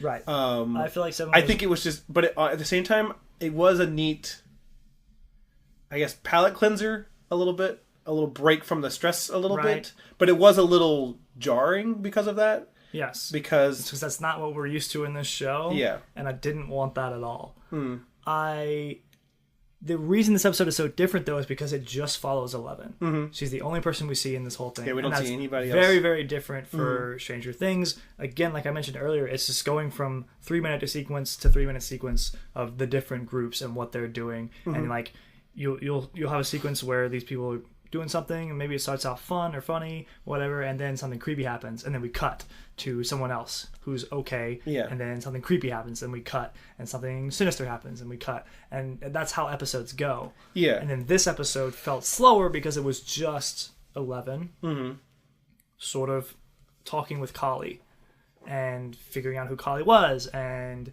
figuring out that Kali was leading this powers, and right. She's got training her powers a little bit. Kali helps her understand her powers better, helps her train, helps her get stronger. Yep. They are on this mission to hurt anybody who's hurt them. Yep. So she joins in on that, and they go to this guy's house, who was part of the shock therapy of Jane's mom, Eleven's mom, Terry Ives. And they were going to kill him, but then Eleven sees that he has a family, daughters, and kids. She's like, we should not be killing this person. Yeah. And so she kind of puts in a stop to that. Yeah. And then later on... Which I thought was really nice. I thought that was good because it was... Like, she mentioned at one point, they're like, oh, have you never killed somebody? And Eleven's like, no, I've actually killed people. I've towed some goats, killed some people. She's only ever killed people that were, like, in actual harm of her, basically. She's only ever done it out of self-defense. Actually trying to hurt her. She's never killed out of hatred. Right. I mean, she's killed, they hated the people she killed, but she didn't seek out people to kill. Right. She's not a murderer. Premeditated murder. Yes. And so it was neat to see that, it basically like look that in the face and be like, no, I don't want this. I don't want this in my life. Yeah. And I thought that was a neat growth for 11. They put her in a weird outfit. They get her hair all gussied up and everything. Get her all super 80s. Yeah, very 80s. Mm-hmm. She kind of comes into her own a little bit in that. But it is different. It kind of sets up a few things that are kind of like left hanging, I guess, towards like maybe season 3. Like, where's Kali and the rest of her people? Where are the other experiments? Kali mentions that Dr. Brenner is still alive. Or the scientist. The guy does. The guy he's like, hey, I can lead you to Brenner. And they're like, Brenner's dead. And he's like, nah, B, he's still alive. Which you've been told he's dead. I don't like. Right. Because Brenner was super eaten. And I don't understand why they would bring him back. Can we see him get eaten? No, but we see a Demogorgon literally jump on him. And so I'm just like, no. How did he get away? That's the other thing that I was like, in that last episode of the season 1, I could have sworn there were 2 Demogorgons that they were fighting, but they always claimed that there was just the one. Yeah, and I was just like, there must be more than one. Yeah, I don't know. Which is why it makes sense that there's tons of them in this series. Yeah, because some of the timing just didn't make sense to me. Of how quickly this Demogorgon was killing people. Yeah. But that's the other thing, was like, this Demogorgon was like mowing down soldiers. Right. And you're telling me he gets to the one scientist of the group and he doesn't eat him? And I was like, no, I'm sorry. He's dead. Like, this is stupid. I don't know. And I get it, like, from a comic book sense, it's like, oh, we didn't see the body, so maybe he's alive. And I'm like, this just feels weak. You know what I mean? It felt a little bit like in The Walking Dead, when I've talked to you before about when they fake killed Glenn, where he's like, he falls into a pit of zombies. Right. And it looks like they're ripping his body up to pieces, basically. But it turns out what happened was he and this other guy fell, and that guy was getting ripped up on top of him, and then he just kind of sidled under a garbage can and got away. And I'm like, no, F that. Like, that is not okay. Like, that's exactly okay, it's David. So stupid. That's how you get away in that world. I was okay, you could just not stupid. Watch it. Yeah, and I don't. Same yeah, here. But, jeez. So anyway, but all of that being said, though, that's still not as... I feel like that's still not as weak as how Bob dies. But we're going to continue on. Yes. Yeah, this episode was just about 11 figuring out that she doesn't need to be a part of this really strange metal band that steals stuff. Yes. There's a lot of emphasis on home in this episode, but also in this season, where people keep telling 11 that this is your home now. Mm-hmm. She mentioned Hopper says that, and then when she goes to her aunt and mom's house, she's like, this could be your home. And then when she talks to Kali, Kali's like, this could be my home. And then it's later on when she meets Kali and she deals with them, that later on in this episode, she discovers that home is in Hawkins. Home is with her friends. Home is with Right. Hopper and them, and she needs to go back Just has to go home. with them. And I wish, like, all get out that she could have convinced Kali to come with her. Like, that would have been so cool. Yeah. Because, like, having Kali in this fight would have been so much cooler. But it would have been neat. I understand why she wouldn't.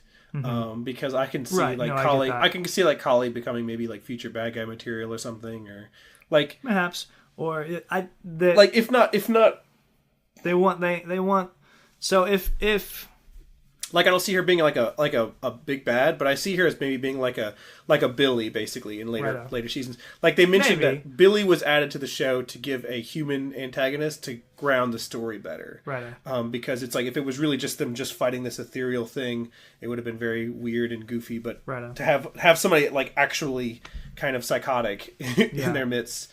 I think if the trend holds, they're going to go from first season, which was just one Demogorgon and a few little holes, to second season where there's an army of Demogorgons and there's this giant beast and this enormous gateway.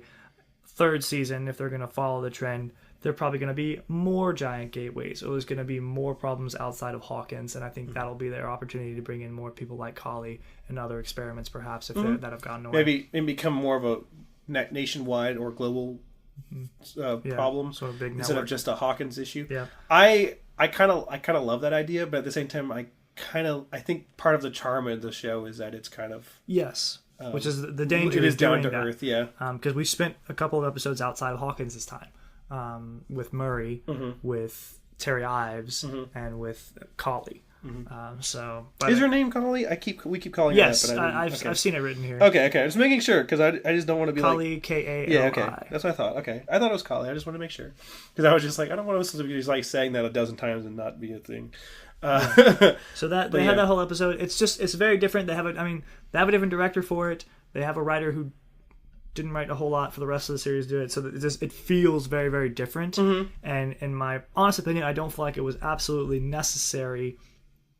Because like you said, we've seen it as this kind of a break between the stressful parts, and I don't really want that. I'd like to continue because the stress ends when the show's over, not when I can take a break for an episode. Like I don't like that. I think that's dumb. I don't like the idea of filler, and I feel like that's kind of what this was. It does explain a couple of things, like having her show up dressed the way she is. It explains sort of that, and it gives her, I think, it gives Eleven a better reason to stay in Hawkins and to call it home, and it gives her the opportunity to realize what that is to her. It also helps her to tap into her powers a bit. Correct. Which I don't like that anger is her, like, I guess, power. I love it.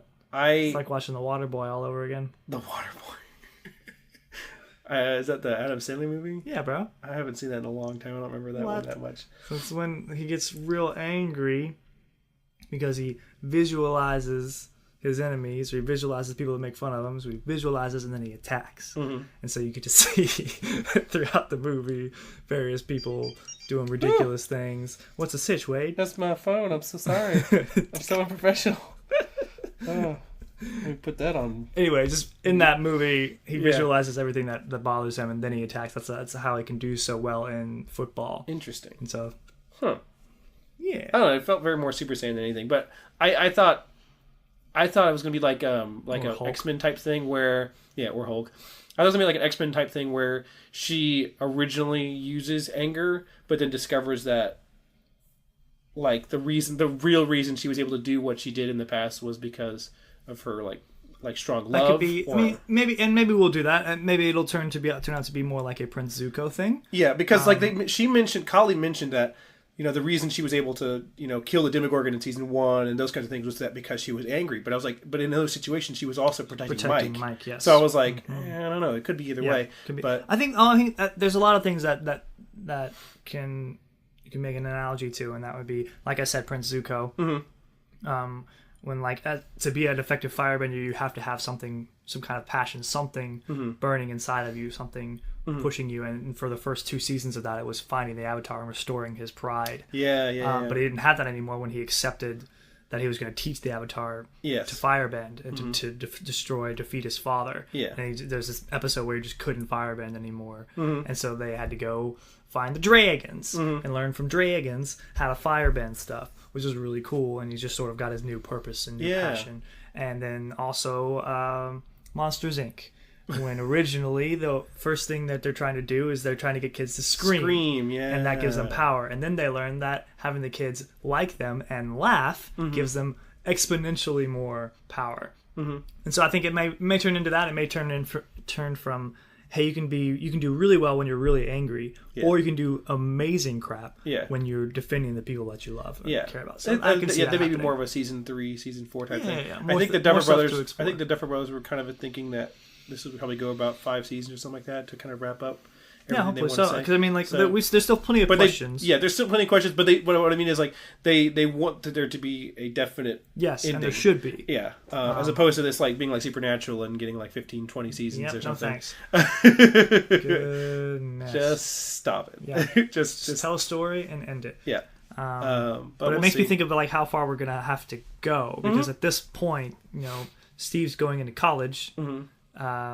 If they follow the pattern they did this time, it will be a year from now that they do anything. That anything is set in the series, which means people are going to grow up, and these actors are going to grow up, and people are going to hit puberty and change real fast. So it's just like, I don't know. I think that's interesting because it adds new quirks and new challenges to tackle. Yeah, definitely. I think that's neat. Anyway. I mean, also, like, the guy that plays Jonathan was, like, the actor was caught with cocaine, so I mean... Oh, really? Was he? He may not be in the show, so we'll see. What fun! So, I mean, there's all manner of challenges. All manner. I know. So, do you know he's British?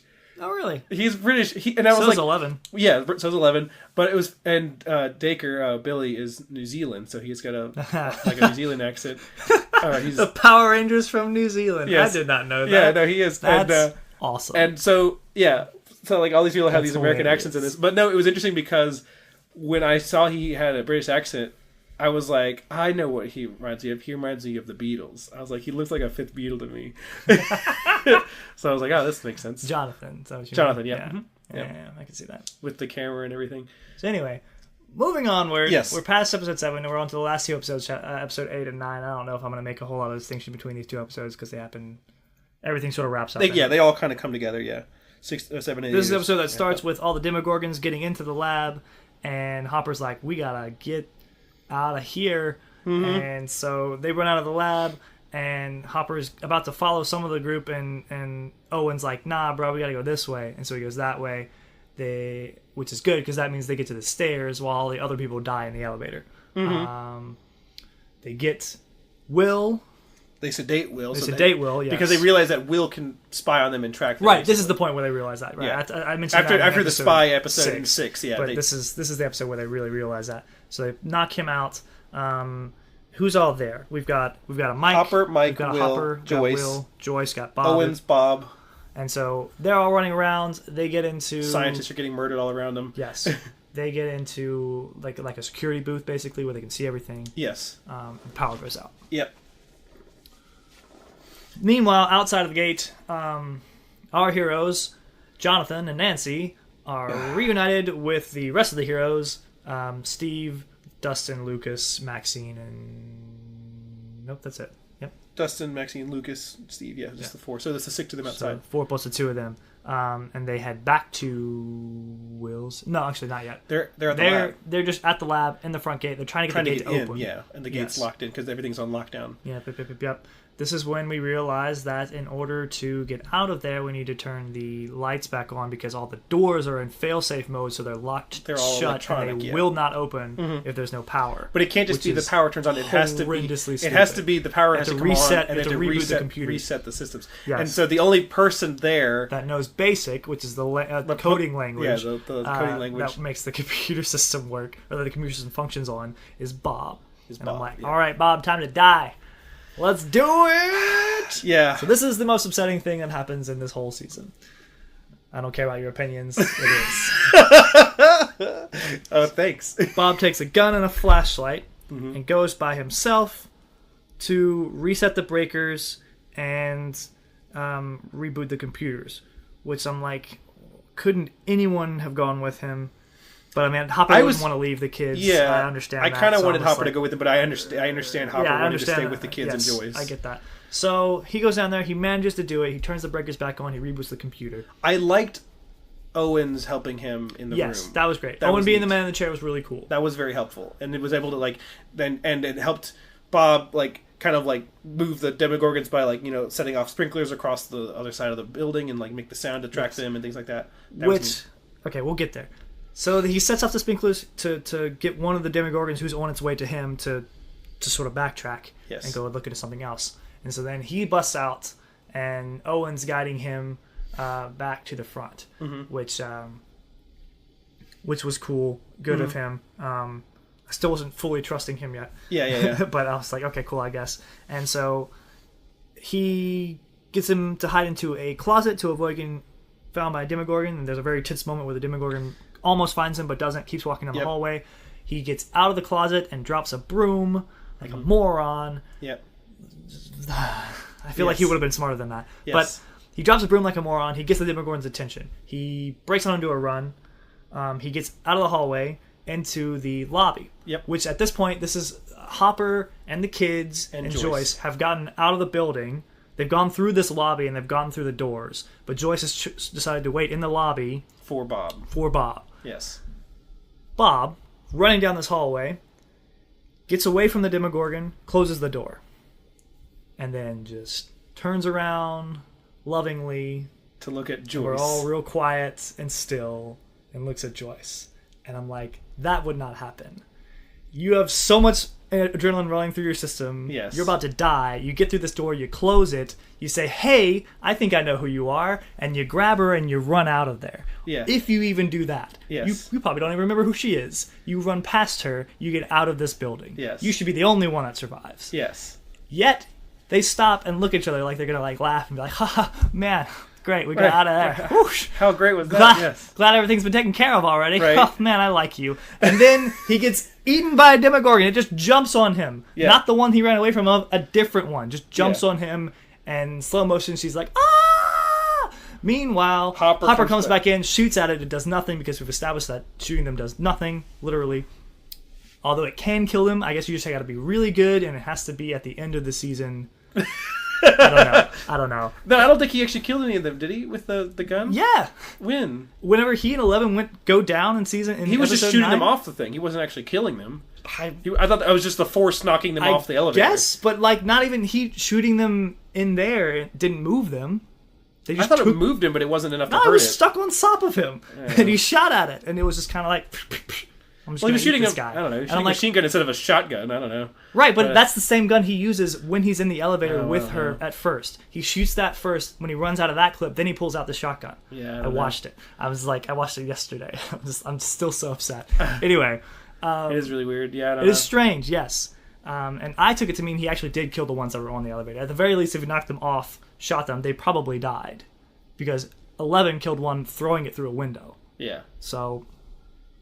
I'm sure the guns can kill them. I thought she killed him not just because she threw him through the window, but because she probably strangled him. She did something with her mind. Yeah, I thought she crushed his brain or something. Did something. But he wasn't mutilated when she threw him through. It looked like he had been killed just by impact. Yeah, but she's the kind of person who's brain crushes people in their heads. I don't know. She doesn't necessarily. I don't know. I haven't seen her brain crush anybody. She tried to do that to the scientists. That's how she was trying to kill him, and that's how she killed all the scientists in the first I thought season. She just. They bled out of their eyes and ears. I just saw her break some people's neck. I don't know. Oh, she broke a couple people's necks. Yeah, that was one thing. Any hoozles. Regardless, this man gets eaten by Demogorgons because he just took his little time. Yeah. Why didn't Joyce get eaten by them? Yeah. Why didn't anyone else get eaten by them? Answer, they don't have enough money to pay him to still be in Stranger Things. So he died. Yeah. Obviously. Yes. And it had to be, and they so this is the thing too. The other thing is that she can now be with Hopper. Yes. Okay. Great. I don't care. I didn't want that to happen in the first place. I didn't, but I warmed up to it.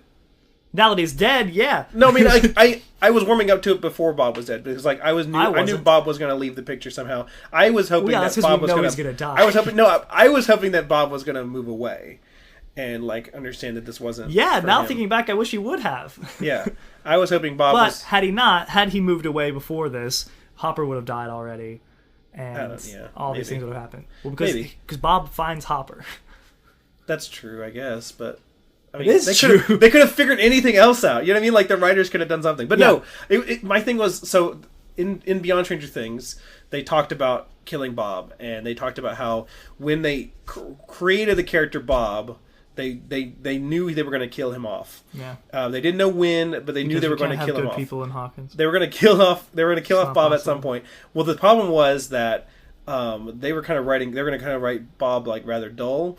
And then they cast Sean Astin to play him, and Sean Astin apparently knocked it out of the park. Like he did. I watched him do it. He just did amazing, and he did really good job. And apparently, it got to the point where one of the Duffer Brothers was saying that like when they were filming this episode, he like literally had a mental breakdown where he was like, "Look, we can't kill Bob. We have to keep Bob." But they're like, you do. But we can't, and so they had to kill him. And so that's why we ain't got no more money. And so that's why I feel like that what the idea was that like they really it kind of failed as a killing because it just didn't. But Sean Astin knew going into the job that Bob was going to die, and so what he was doing throughout the show was that like he's just like, hey, look, you know, I don't care if I die episode 2, I don't care if I die episode 5 or episode 9, but he's like, just give me a heroic death is what he asked, and so that's what they tried to do with this. I think it would have been better and done differently. I just think it's dumb that he died in that specific situation because I don't buy that he would have stopped. I think it's dumb that he died and Dr. Owens didn't. Exactly. That's the other thing I was about to bring up. But before we get into that, this is like the reason I don't feel like Bob should have died or would have died is because I explained the thing about adrenaline. Like he would have been running and he would have gotten out of there. Mm-hmm. Understandable. 2, boy's smart. Yes. Boy's the only boy who's realized that these things don't like water. Yeah. He's the only one who's connected those dots because he's looking at the vines when they're at the house, and it was like so it's like a road, but it doesn't go through water. That's how he was able to find the lakes. He was like, these are shapes of lakes because it doesn't like water. It doesn't go into water. It just goes around. I didn't draw that conclusion. I drew that. Yeah. So the first hint is that Will doesn't want to get in the bath because it's too hot. I thought it was the heat more than the water, though. Could be the heat, but could also be the water. Yeah.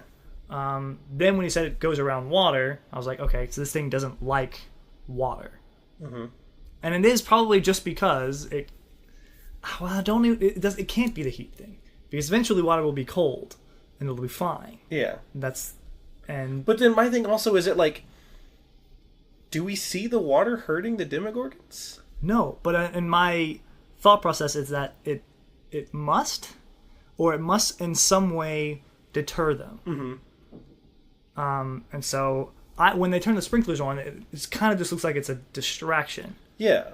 Well, like that's what I thought because someone told me that the water it got the Demogorgon to leave, but they mentioned that the Demogorgon was in the west hallway and he activated the sprinklers in the east hallway. So I thought what happened was they heard the sprinklers and left. First floor, not in a hallway. It was stairwell, but he was at opposite stairwells. I mean, it was east and west stairwell, and so that's why I was like, I thought what he did was he set a sprinkler off on the opposite side of the building, and the sound attracted them. Right. But someone else said that they thought it was he set the sprinkler off on the Demogorgon and it left because there was water on it. Right. And I was like, I don't know. Maybe I misheard it or missaw it. I'll have to go back and check. I feel like the water probably is something that it likes to avoid. Mm-hmm. And because of that, I feel like someone would have made more connections to that at some point. Yeah. And I feel like something he probably could have done is turn on all the sprinkler systems all over the building. Mm-hmm. Give themselves an edge. Give them something against these things, these creatures. Yeah. And maybe, I don't know, attract them somewhere, trap them somewhere, draw them away from the entrance so that the other guys could get away because he told Hopper not to wait for him anyway. Yeah. My thing is, they all knew that fire it was effective on these things, or they don't like fire. Hopper figured fire doesn't work out. They burned the Demogorgon in season 1, although I mean Nancy, Joyce, and Steve, or Nancy, Jonathan, and Steve did that in season 1. And Steve, when the kids are trying to burn him in this season. Well, I think that was. But it's like that was why Will was established with a connection to the thing, because they were like, we can't do that unless Will is asleep, and even if we do it when he's asleep, he could still die. So that was their fear of the whole thing. That's why we had to take the time in episode 9 to get the monster out of Will. Okay, but my concern is as well, though, is that if the water deters them the same way, would it not affect Will the same way? Because I don't know. Yeah, I don't know. But it doesn't seem like it hurts them. It just seems like it's something that they avoid. Yeah, because it avoided the lakes, yeah. right? So that's what I'm saying. It's just like, just do something to give you some kind of edge. Draw the monsters away from them. Do something. Yeah, it could have just been they just didn't want to flood their tunnels. Anything. Yeah, that could be it too. I don't know. I don't know. But anyway. That's a very good point. Yeah, but he is smart, and it was weird that, he didn't. It's weird that he died in that way. And it was weird that, so my problem with it also was that not only did Dr. Owens survive, but Dr. Owens, got wounded. He got attacked by Demogorgons. And he got away somehow. Precisely. And I don't understand how that happened. Yeah, I assume the Demogorgons were called away in the middle of eating him to the point of fire when Steve and his group are lighting parts of the tunnels on fire. That timing might line up. I don't recall if it does or not. If it does or not. Yeah. Essentially, at the end of this, because he was left trapped in that room with the computers. Right, where we were, Owens stayed behind, trapped in the room. And everybody else minus Bob, who's now dead, has gotten out of the lab in Hopper's vehicle and in the vehicle that Nancy and Jonathan took there. Mm-hmm. So everybody's out. We're all gooch. We're all back at Will's house, which I thought was great because we're all together again. Yes. Get the band back together, and we're trying to figure out what's going on. We trap Will. This is where they mention the mind flare, and they try to explain things to one another. Mm-hmm. And Hopper calls for backup, but nobody believes him, whatever it is. Which I understand that they're like, he could just be like, oh, there's these alternate universe creatures that are eating people whole, but you still if someone were to call in Hawkins and be like, hey, they're like bears attacking people, there's something wild attacking people. If a law officer in Hawkins calls any government agency and says, hey, there's a problem at the government lab that we've already had problems with and tons of people are dead, you would assume someone somewhere would be called and would react. Also, why was nothing... Are there no alarms set? Is there nothing monitoring the lab outside of the people in the lab that could see that there was a problem? Yeah. That could send someone in? Because it's ridiculous. We're already told that in season 1 that they have access to radio sets that can reach all the way to Australia. You know what I mean? Mm-hmm. These guys have ways of communicating with the government, basically. And there's phones, and there's all manner of things. They don't have some sort of failsafe. We have a building that can lock itself solid when something goes wrong, but it doesn't alert the army. Yeah, none of that. I'm like, what is going on? Yeah, that was strange and just dumb. But whatever. Maybe they didn't have the budget for an army. I don't know. Well, they had a little bit at the end. Yeah, at the very end, they had enough to show people leaving in the uniforms. building. Yeah, exactly. But so at this point, we put Will in the shed. We make the shed look different so he doesn't know where he is. This way the mind flayer, the monster, doesn't know where Will is and can't manipulate us that same way. And we try and talk to Will, and we discover that Will is using Morse code on the chair to communicate whenever they're talking to him about... They're just trying to remind him of who he is. They're talking about him, about all of these little... memories that they're reminding him of all his life and his his relationship with his friends and his mom, and Hopper notices the Morse code because he's a genius, a boss. He is. So when I first noticed the tapping, I didn't automatically think it was Morse code. My first thought was that he was communicating. I thought what was happening was he was giving them the look, and the tapping was a way to communicate with the Demogorgons. Yeah, I thought he was trying to contact his people basically with the tapping, but it was neat that it was him reaching out to them. Yeah. And Hopper would have noticed because he knows Morse code and he used it with L. Mm-hmm. So Yeah, and all the kids know Morse code because... Correct, because they're nerds. bright young kids. And they're AV club people. Yeah, and so... Which Bob that started. starts happening. Which Bob started, yep. We get one message that says here, so it's like, okay, that must be Will saying is here, and we get another message that's closed gate, which is them saying, Will saying, that big old gate that everything's coming out of the Upside Down should probably be closed. And we're like, oh, that's a good plan. Yeah, right. I can't believe it took that long to be like, hey, you know what we need to do? We need to close the gate. It's at this point, too, that... Is it this point that Elle comes back? When does Elle come back? So we're right at that point. Oh, okay, yeah. The phone rings. The phone rings, and that's you can right. hear it from the shed outside. That's right, because what they did was they put him in the shed. Right. And so Will hears that, and then the monster from Will's memories can then connect the fact that they're at Will's house. Yeah, he knows where he is. He sends at least one Demogorgon there to try and kill them. They put Will back asleep, and they all gather in the house. They get all their weapons together, and they hear the Demogorgon outside, or at least one. Or maybe there was an army, and maybe she just killed the one and scared the other ones off. Anyway, they hear all this nonsense, and a Demogorgon comes flying through the window into the living room and is dead. And then Elle walks into the room like the coolest person ever. And they cry, and Mike hugs her. Mike finds out that Hopper was been hiding her this whole time, and he has this like fit with emotional him. It was a very emotional altercation. Yeah. That was sad, but also I knew it was something that was going to happen at some point.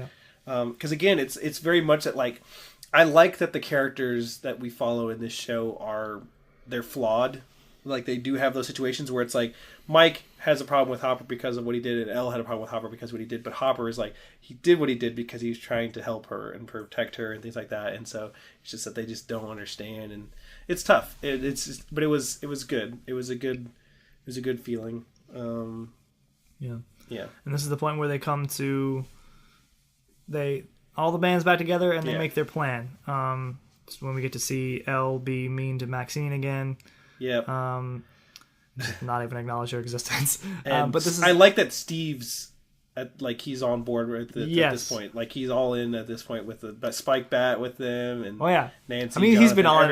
He's been with That's the what kids I like. this It's whole just time. Like Steve is just this guy who's like, man, I could really use a good life, a good job, getting into college, being good. And everyone's like, hey, Steve, we need you to help us with this crazy thing. And he's like, oh, fine, I guess. Right. Look, let me get my spike bat. Yeah. Look, I'm gonna help you, but don't tell anybody what I use in my hair. All right. I like that he tells Nancy that he's like, I may be a crappy boyfriend, but I make a pretty good babysitter. Yeah. Which when he said that, I was like, he was pretty bad in the first season, but he really wasn't that bad this season. Like he after the events of season 1, he really kind of turned a new leaf. Yeah, and he was trying to do his best to be there for her, and he got crapped on because of it. They even showed that in season 1 when he decided to go back into the place after the Demogorgon showed up. Like he was going to leave Nancy, then he was like, no, I can't, and so he came back in and fought the thing with her. And so I'm like, he's not a bad guy. No, he's a great guy. And it's just again. Heaven forbid he'd have been a good guy from the beginning, because then he would have been super dead already. Yeah, that's true. Like Bob. Yeah. Unless you have baggage. Do you think it had something to do with the fact that it was Sean Astin playing Bob? Yeah, like I said, I don't know if they could afford him. Yeah, I don't know if they. Yeah, that's true. But I don't know how it is to pay actors, but maybe because it's like they seem to afford Dr. Owens, and Dr. Owens apparently like he was in the Alien movies, and apparently he was in earlier horror movies like that. That's the thing that I think they might have run out of. And so in this episode, I think is when they go back into that lab. That's when Hopper finds him. Mm-hmm. It's like this is the episode where I'm just like, they must have maybe they filmed this last and they were at the end of their budget and they were like, how much money do we have? Like what else can we get Dr. Owens to do? It's like we probably have enough money for him to sit there and grunt. And we're like, okay, we'll have him do that. Because he says no words in that conference. Yeah. When he like Hopper's walking down the stairwell and you hear this, and he's like, oh crap, and you see it's Dr. Owens. Yeah. And he's like, okay, don't go anywhere. Don't do anything. We're gonna seal this thing up, and I'm gonna come back and get you. And he's like, he's like, all right. And then he just walks past. I don't know, but then he talks to him in the last episode. Right, but that doesn't mean they filmed the last episode last. I was under the impression from Beyond Stranger Things that they did, because they talked about how like they were kind of like writing the show as it was going. So like maybe so. They had some major parts that they knew they were going to do, but they didn't know exactly. I just think it's really funny else. that he says nothing and moves nothing. Right. That whole interconnection. Yeah. Yeah, but no, it was interesting, and it's interesting because Dr. Owens, the actor that plays him, plays a similar character in Aliens, where he's like a guy who's like, oh, yeah, this we have to do it this way because reasons, and they're like, oh, whatever, and then I think he gets eaten or something. Probably, but it's like, and so like he was talking about how like that was something he mentioned, and that was something the Duffer Brothers mentioned, was that like their casting of him was kind of like that idea to put this impression in your mind when you first see him that, oh, he's going to be a bad guy, and then turns out he's actually a good guy because they're really good about swapping the subverting your ideas. None of your good guys can be that good. They have to have some kind of baggage. They have to be angry about something. Yeah. They have to have something wrong with them. Otherwise, they'll get devoured. Yep. Like Barb and Bob. Oh my gosh, I forgot about Barb. You're right. Yep. And the guy in the first season, we got to figure out his name. Is it Benny? Maybe. I gotta look at this guy's name up. He was good too. Nobody says anything about him, but that guy was an angel. Yeah. That guy was such a good guy. But yeah, anyway. Anywho, still in episode 9, I think, right here, what's going down. They're like, close gate. That's the last thing that happens in episode Benny. 8. Benny. Poor guy. Okay. So at this point, we hatched this scheme to, 1, get the monster out of Will, 2, close the gate. Yes. And 3, the thing that comes in later. Originally, the kids were going to sit in the house and wait with Steve, but they're all like, nah, we got to go burn stuff and draw the Demogorgons away from the gate. And Steve's like, that's a bad idea. Yeah. I was so done with that. Like, when they said that, I was like, you're stupid. Everything is stupid. Yeah, no. Everything is screwed. I was super on board with Steve. So I was like, upset. Steve knows what he's talking about here. I was so upset with that whole interchange, because I was like, this is such a step backwards, and it's so not like you guys, and I was just upset. Anyways, Hopper and 11 go back to the laboratory so that 11 can close the gate, and Hopper's like, you relax, I'm going to shoot stuff until we get there, don't use your powers till we're at the gate. I like that, yeah. He was very good about it. I feel like, and we've talked about this before off the pod, but I feel like Hopper, like, one of the boxes in his grandfather's house said Vietnam, and so I think definitely. But I think that maybe Hopper might have fought, if not in Vietnam, some war. Yeah, no, some sort of I think he is definitely a veteran. He definitely feels hardened like that. Like he's seen some stuff before this. He's got some problems. Military training, yeah. Anywhoozles. That's happening. Meanwhile, Jonathan, Nancy, Joyce take Will into Homeboy's cabin in the woods. Which was perfect. I love that idea, because Will would have no idea. Yeah, doesn't know what it is. No idea where he is. They strap him to a bed. They begin heating him up because they realize at this point they've just been giving the creature everything that it wants. Yeah, keeping him cold. Yeah. Keeping Will's body temperature very cold. So at this point they heat him up. They strap him to a bed. They put a bunch of heaters around him, and they start a fire in the fireplace. And they're like, "We're gonna burn the devil out of you." Yeah. And that's what they do. It's super intense. And the beast gets even crazier when Will wakes up, and just screaming and all that. Just basic, very Exorcist type of deal. Yikes! It was stressful. One of his arms breaks free, and he strangles his mom with his hand. Nancy stabs him with a poker. Yeah, I was like, yeah, show you crazy. So apparently, what they did for that was they still had Will's like doppelganger, like a little rubber body that they had from season 1 that they found in the lake, and so they replaced him with that rubber body, and she stabbed that with the poker to get that scene, because I was like, dang, like that looked so bad. Yeah. Nope, no thanks. Then the ghost literally comes out of Will. Yeah. And leaves. Yeah, it just flies out into space. Yes. Which makes me think... to alert the Martians to come next season. Makes me think that the creature must have been limited in who it could have chosen as a host, and that it must have had to choose someone who had been marked by the Upside Down. Not even someone who had seen it or had spent time with it, but someone who had been there for a while. Yeah, actually and who had been touched by this creature. Yeah. Because he was a host for the Demogorgon. Yeah. Because I mean, several other members of the team had been to the Upside Down. Like Nancy had been there, Joyce had been there.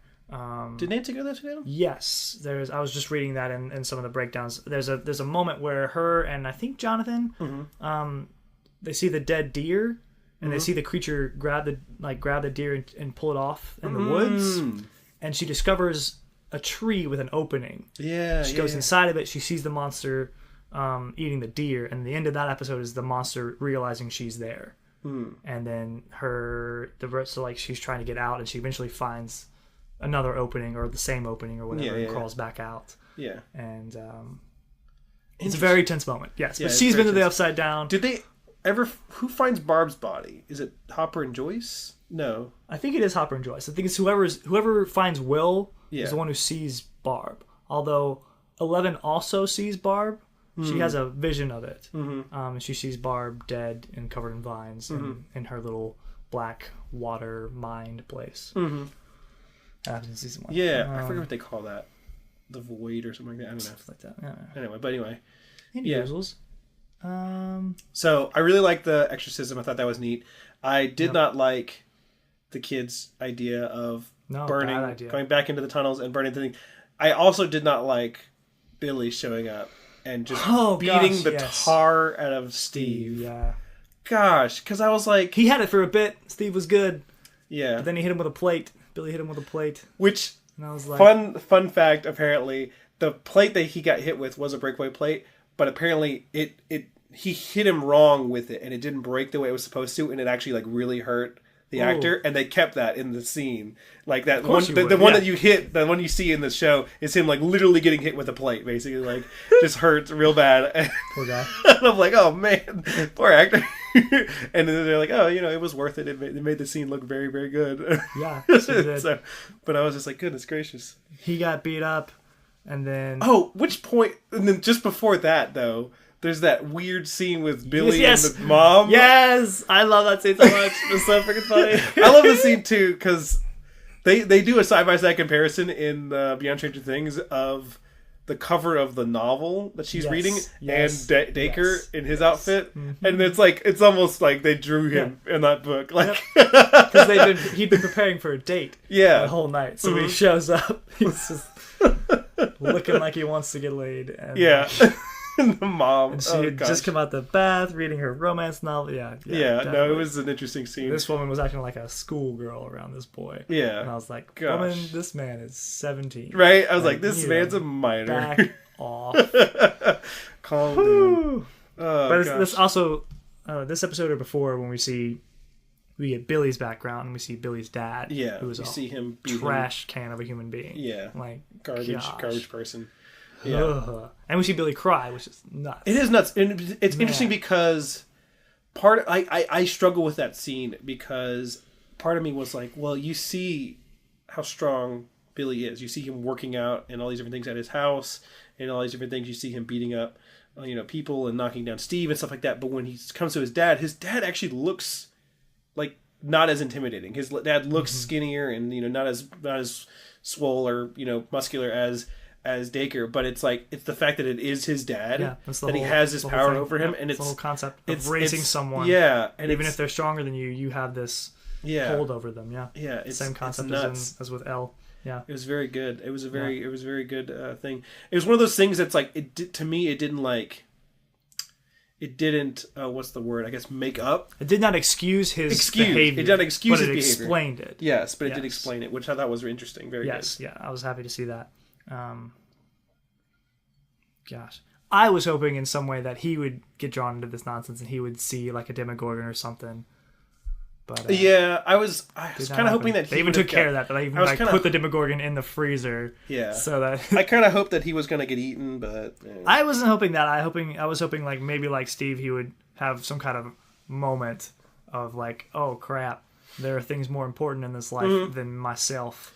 I do think we did get a little bit of that with his confrontation with Maxine. Yes, her standing up to him. Yeah, so she dopes him up, and as he's falling under, she's like, "Hey, I'm gonna crush your nuts if you don't leave me alone." Yeah, And you do see the payoff of that later.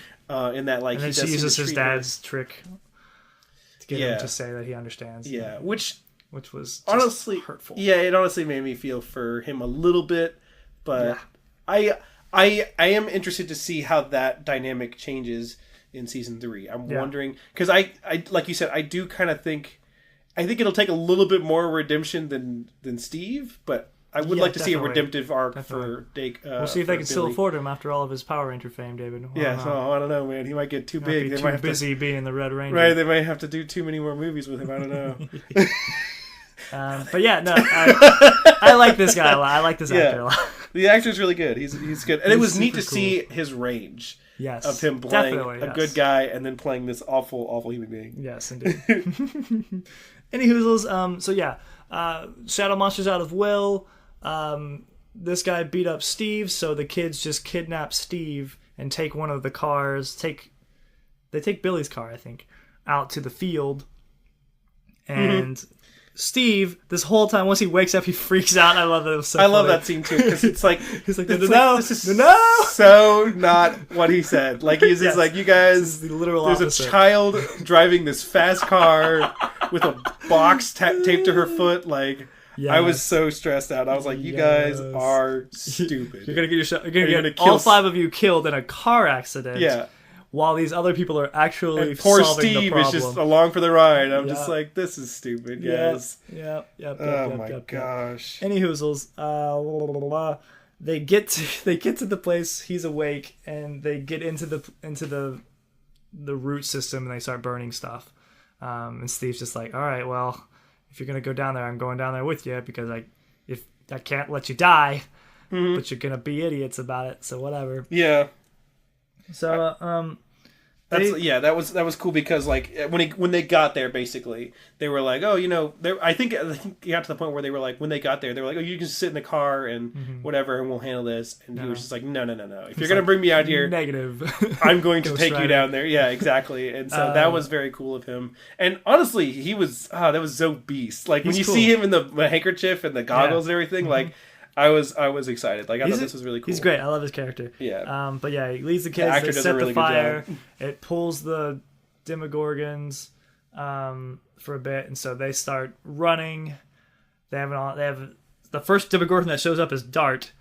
So homeboy drops some nougat down. Yeah. He's like, just eat this nougat. Don't mind us. Yeah. And they all walk around him, and he leaves. Yeah. And then there's a really tense moment where they're trying to get everybody out, and I was like, please don't kill Steve. I thought that's what they was going to do. I thought they were going to get all the kids up the rope, I thought they were gonna and eat Steve was going to die. I thought and he was Dustin. die. But at that point, I was like, you know what? Just eat Dustin. Like, I was just like... Yes. Have Dart kill Dustin, please. Yeah, but luckily, I'm glad they didn't, because I actually do like Dustin. It was at this point, Elle had started closing the gate, and so the monster the Mind Flayer called all of the Demogorgons back to itself. Yeah, to protect the gate. There was a horde of Demogorgons that ran straight at them, but it ran past them. Yeah, to get to the so the it just next wasn't objective, worried about basically. them. Yeah, wasn't worried about them. Which at all. that was good. That was Thank goodness. Thank gosh, yes, very good.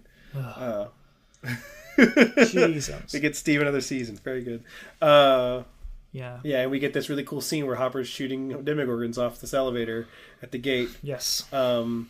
And who have to be dying. I mean, if they're gonna fall all that way, maybe. I have no idea. It's very unclear as to what kills a Demogorgon. Yes. Besides Elle, Elle's the only one we know. So he uses his rifle and gets a couple of them, and then that runs out. The magazine runs empty. He doesn't have any more, so he gets out his shotgun, starts blowing stuff up. Really cool. Yeah, like very cool. Elle, meanwhile, is like going full exorcist. Super Saiyan. Yeah. She's just lifting herself up off the ground, closing this thing.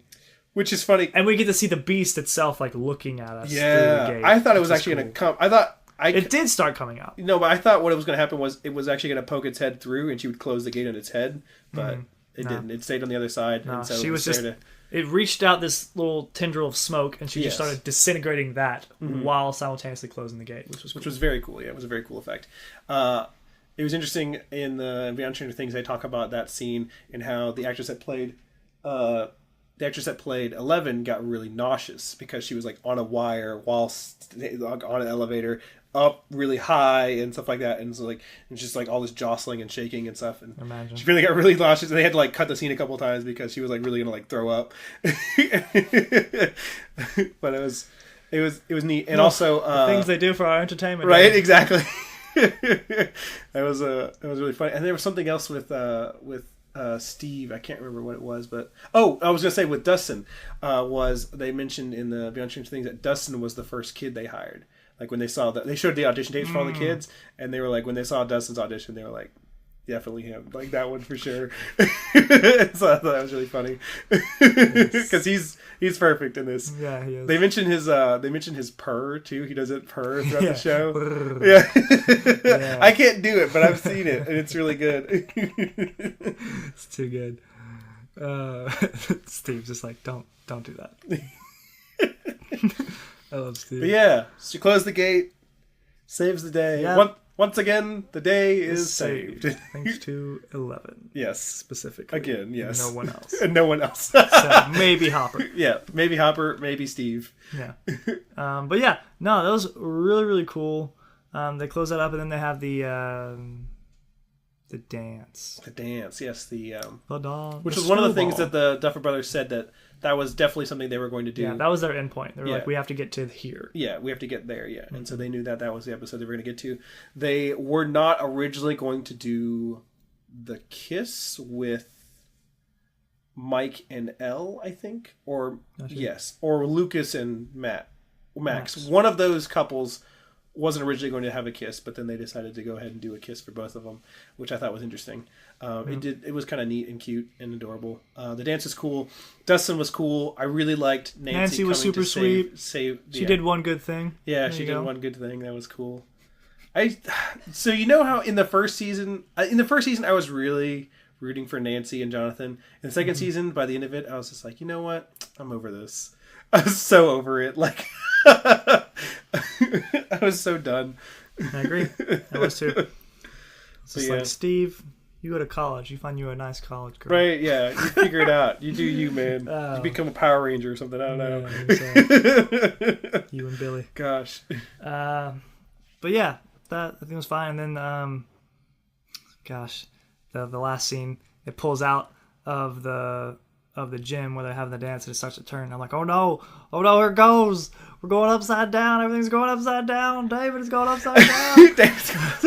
And then we saw the Shadow Monster. The Shadow Monster was watching them, and with the song playing, "I'll Be Watching You," which was neat because the kids. So it was funny how often the kids didn't get the references in the show. I mean, it makes sense. They were young, so they didn't get the references. So they didn't put together the Princess Daphne thing. They didn't put together the Dig Dug thing. They didn't put together that I'll Be Watching You. They didn't like the song I'll Be Watching You. They thought it was creepy and dumb. But it wasn't until they were like, the Duffer Brothers were like, and then we showed that there's a monster watching you. And they're like, oh, it makes so much sense now. And they're like, yes, we think these through. Like, it was very funny to see the realization in the post that these kids were like, oh man, wow, you guys there's a lot of levels to this. And I was like, yes, the Duffer Brothers are pretty good writers. Like, goodness gracious. But yeah, all that happened. Mm-hmm. It was very good, and it's. I like that. Similar to season 1, this season ends on a note where it's like a lot of the stuff is concluded, but there are a few questions and there are points. I think less so than season 1, because season 1 had a few like really interesting things to tip off, but season 3 or season 2 kind of wrapped up a little bit more nicely. But there are a few things to touch on, and there's a lot to explore, and so I'm excited for possible season 3 or definite season 3, hopefully. But yeah, almost certainly. I think that's going to be a lot of fun. The Duffer Brothers were talking about how there was a bunch of different things, but one of the things they mentioned was the practical effects they did in the first season. They did like half practical, half CG, but they knew that in this season they were going to do a lot more CG because of what they wanted to do, and so almost everything is CG. But there's a few practical things in there. Which I thought was interesting. They mentioned that a lot of their budget for the last episode went to the music rights, which makes sense. There was so much 80s music in this show. So that was kind of neat. And I feel like there was another point I really wanted to touch on, but I can't remember what it is now. closing it up. Oh, they were kind of talking about how Will has really gotten the shaft these last two seasons, and they're really hoping that next season. That's what I'm hoping. They're planning for season 3. Is we have a coming of age for Will, where he can actually do something. Yeah, Will can be a part of the story, but not be possessed or hiding in a tent in the Upside Down. Yes, exactly. Yeah, he's gonna have a happier season 3, or at least for him. Like other bad things will be happening, but it not be happening to Will. So I think that'll be. I think that'll be cool for him coming to. I'm kind of excited for him and Elle to get to know one another, because they have somewhat of a connection because of their connection to the Upside Down, but also because apparently off screen, like the actor that plays Will, the actress that plays Elle are like best buds, and they have no scenes together. Yeah, they definitely would not. And so they're really hoping in the next season that they get to do a little bit more with those two and have a little bit of a see with how that chemistry pays off in the show. So I'm excited for that. Yeah, there's a lot of cool things they can do in season 3, and I'm really excited. Yeah. I really hope they don't go bigger and badder. I think there's a neat way they can. There's other ways they can go hit it from the side or whatever. They can find some other, other threats that are still strange things happening in town. I don't know. We'll see. I like that the town, the cast that they've got, this ensemble cast, is getting more and more prepared for whatever big thing. It reminds me of the Miskatonic University used in Eldritch Lovecraftian stories, where it's like a group of people that study the occult. You know what I mean? Right. Like it's just starting to become that, basically, where it's like they're basically the cast of Betrayal, but now they're like so hardened to all this stuff now that. Have you seen? So the people that make Betrayal, there's a new game out called Betrayal at, I think, Baldur's Gate. Yes. I want that game so bad. Yeah. It's Betrayal, but it's D&D. Yeah. So you play D&D characters. Scott mentioned it to me. I saw that in Barnes & Noble yesterday. I was like, I almost bought it. He saw it at FIFACon. Somebody was selling it at FIFACon, but I saw a glimpse of it. I didn't really notice it. It's not, as far as I can tell, not compatible with the original Betrayal game. It's its own thing. But I wouldn't want it to. But I just want more games like Betrayal for different things. Yeah, but I love Betrayal itself. And I think apparently the difference between it and some of the differences is, instead of it being like floors of a house, each of the different zones are like different areas. Yes, different areas of the city. Mm-hmm. And also that you know how in the items, the floor stack, when you discover a thing, you have to find. Instead, they have individual stacks for each. Like if they have a different stacks for each city. So like how it would be if there was like ground floors and upper floors and things like that. So yeah, very cool. That game actually does look really cool. So, one thing that bothers me about this season is, so like in the first season, the Demogorgon seemed to have this ability to like haunt people almost, and to pop out of its own reality, pop out of the Upside Down, wherever it chose. Mm-hmm.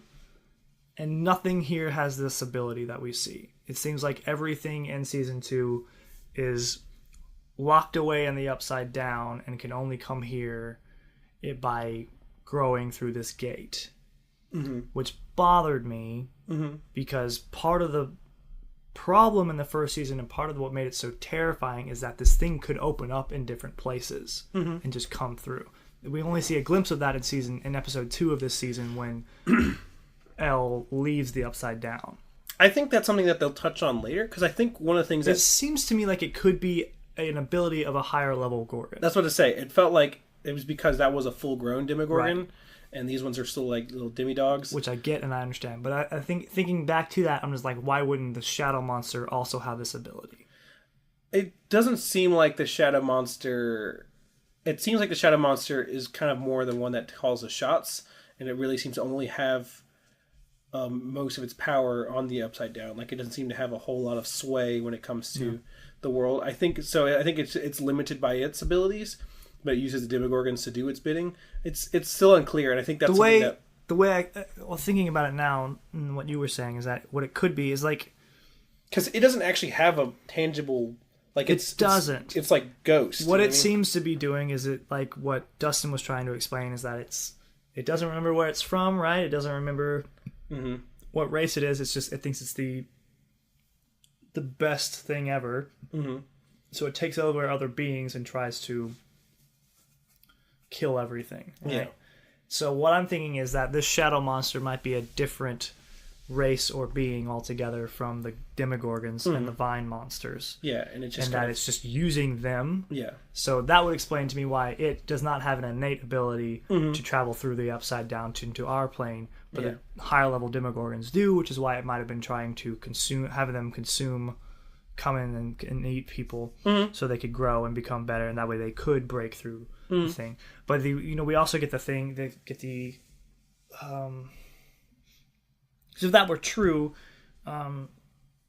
why would the Demogorgon come through Hawkins? Why wouldn't it just pop up anywhere else?